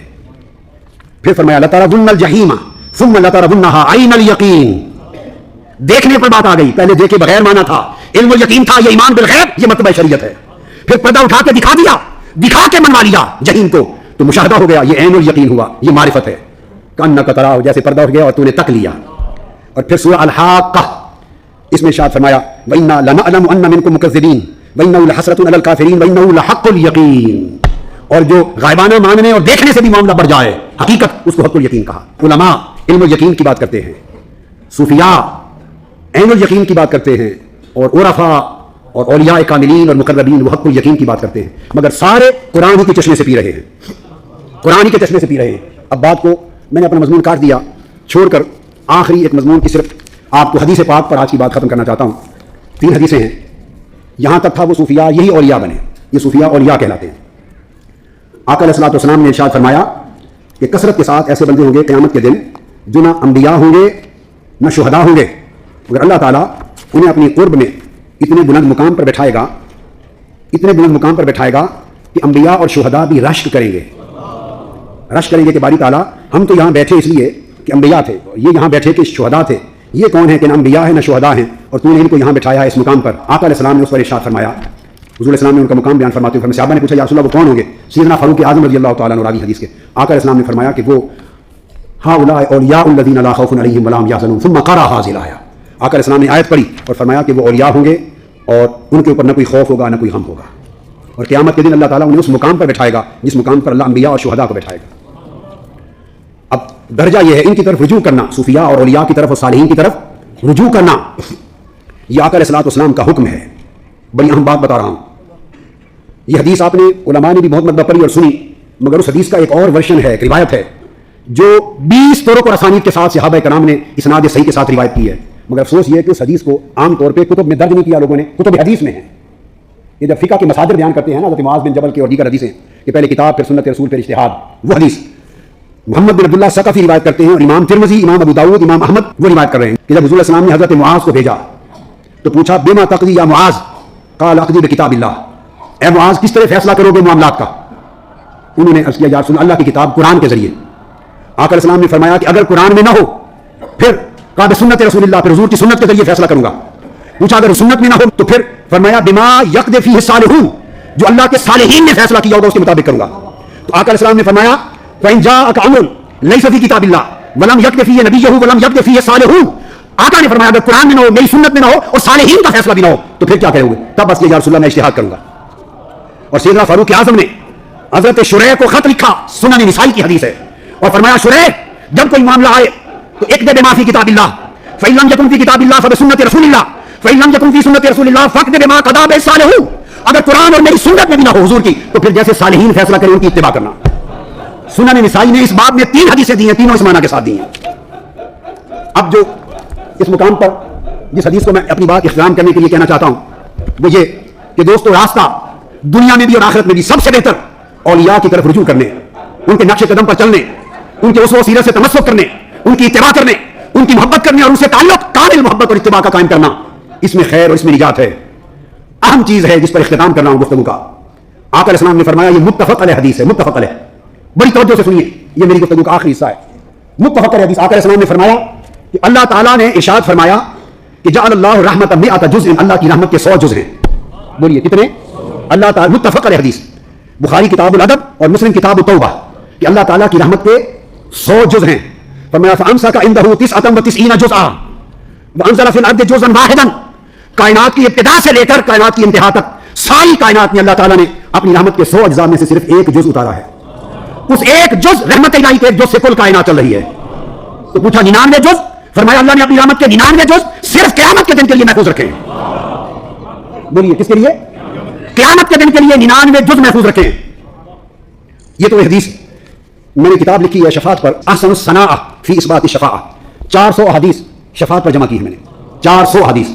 اس کے ابواب میں آپ پڑھیے گا تو میں نے درجنوں حدیث اس پر دی ہیں, جمع کی ہیں. 99 جز اللہ نے اپنی رحمت کے قیامت کے دن کے لیے محفوظ رکھے ہیں, ایک جز ساری کائنات کے لیے اول تا آخر اتارا ہے. اب آگے سوال ہوا کہ وہ تقسیم 99 جز, میں اس حدیث پر آپ کو لانا چاہتا ہوں. اگلی حدیث, وہ 99 جز جو قیامت کے لیے اللہ نے رکھے ہیں ان کی تقسیم کیسے ہوگی؟ یہ وہ بات ہے جس پر آج کی بات ختم کرنا چاہتا ہوں. یہ بہت کم اہل علم نے اس حدیث کو پڑھا یا سنا ہوگا, بہت کم, بہت کم.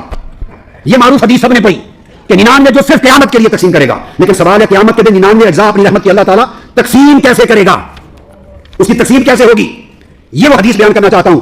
حضرت ابو ہریرہ رضی اللہ تعالیٰ عنہ روایت کرتے ہیں, آقا علیہ الصلوۃ والسلام سے پوچھا گیا یا رسول اللہ وہ 99 جز جو اللہ نے اپنی رحمت کے قیامت کے لیے رکھے ہیں اس کی تقسیم کیسے ہوگی؟ حضرت معاویہ بن حیدہ روایت کرتے ہیں اور حضرت محمد بن سیرین اور خلاص دونوں ابو ہریرہ رضی اللہ تعالیٰ عنہ سے روایت کرتے ہیں اور یہ حدیث صحیح ہے. اور اسی طرح دیگر صحابہ سے مروی ہے. پوچھا گیا تقسیم کیسے ہوگی؟ قال, یہ حدیث ہے, ان اللہ تعالی خلق مئات رحمت, اللہ تعالیٰ نے اپنی رحمت کے 100 اجزاء پیدا کیے. فرحمت بین خلقہ یتراحمون بہا, رحمت کا ایک جز ساری کائنات میں بانٹا ہے جس سے دنیا چل رہی ہے. اور 99 جز وادخر لاولیائہ 99 لیوم القیامہ, اور قیامت کے دن کے لیے 99 جز رحمت کے سنبھال کے رکھے ہیں. مولا کیا کرو گے؟ فرمایا قیامت کا جب دن ہوگا اپنے اولیاء کو عطا کروں گا. میری رحمت کے 99 جز میرے ولی اللہ تقسیم کریں گے اپنی شفاعت کے طور پر. بس ختم کرو. میری رحمت کے بقیہ 99 جز قیامت کے دن اپنے اولیاء کو دوں گا. اور ان اولیاء میں انبیاء بھی ہیں, ان اولیاء میں شہداء اور انبیاء اولیاء بھی ہیں, صالحین بھی ہیں. تو آقا نے فرمایا ایسے بھی ہوں گے 70,000 بغیر حساب و کتاب کے بخشے جائیں گے. بخاری مسلم کی متفق علیہ حدیث باب قائم ہے. اور ہر ایک 1000 کے ساتھ 70,000 ہوں گے. اور ایسے بھی ہیں میرے آقا نے فرمایا کہ ادھر تو 1000 کے ساتھ 70,000 ہوں گے کہ 3 دن تک آقا نماز پنجگانہ کے لیے باہر آتے اور صحابہ کے پاس نہ بیٹھتے, اندر چلے جاتے. صحابہ ترستے رہتے کہ ہمیں مجلس عطا کرے. 3 دن گزر گئے. تیسرے دن صحابہ کے بعد آئے, پوچھا یا رسول اللہ 3 دن گزر گئے سوائے 5 نمازوں کی امامت کروانے کے آپ ہماری مجلس میں نہیں بیٹھے, کیا بات تھی؟ آقا نے فرمایا میرے رب نے مجھ سے وعدہ کیا کہ میں 99 جز رحمت کے جو قیامت کو بانٹوں گا ان میں 70,000 آپ کی امت کے وہ ہوں گے جو بغیر حساب و کتاب کے بخشش ہوگی. اور ان میں سے ہر ایک 1,000 کے ساتھ 70,000 ہوں گے. میں 3 دن اللہ کی بارگاہ میں التجا کرتا رہا کہ باری تعالیٰ بڑھا دے, میں اس حصے میں خوش نہیں ہوں, بڑھا دے. اور 3 دن کے بعد میرے رب نے مجھ سے وعدہ کیا, وعدنی ربی فرمایا فآتانی ما کل رجل 70 الفا, اللہ نے وعدہ کر لیا کہ ان میں سے ایک ایک فرد ایسا ہوگا, ایک ایک فرد کہ ایک بندے کے ساتھ 70,000 اس کے متوسلین شفاعت کے طور پہ جنت میں جائیں گے. یہ وہ مقام اولیاء ہے, یہ وہ مقام اولیاء ہے جن کے دامن کو تمسک کرو, ان سے محبت کرو, ان کے نقش قدم پہ چلو, ان کو شفاعت کا وہ حصہ ملے گا کہ ایک ایک اللہ کا ولی بھی ایسا ہوگا کہ 70,000 بغیر حساب کے جنت میں جائے گا. اللہ تبارک و تعالی ہمیں اس راہ حق پر چلنے, گامزن ہونے اور استقامت کے ساتھ جینے اور مرنے کی توفیق عطا فرمائے.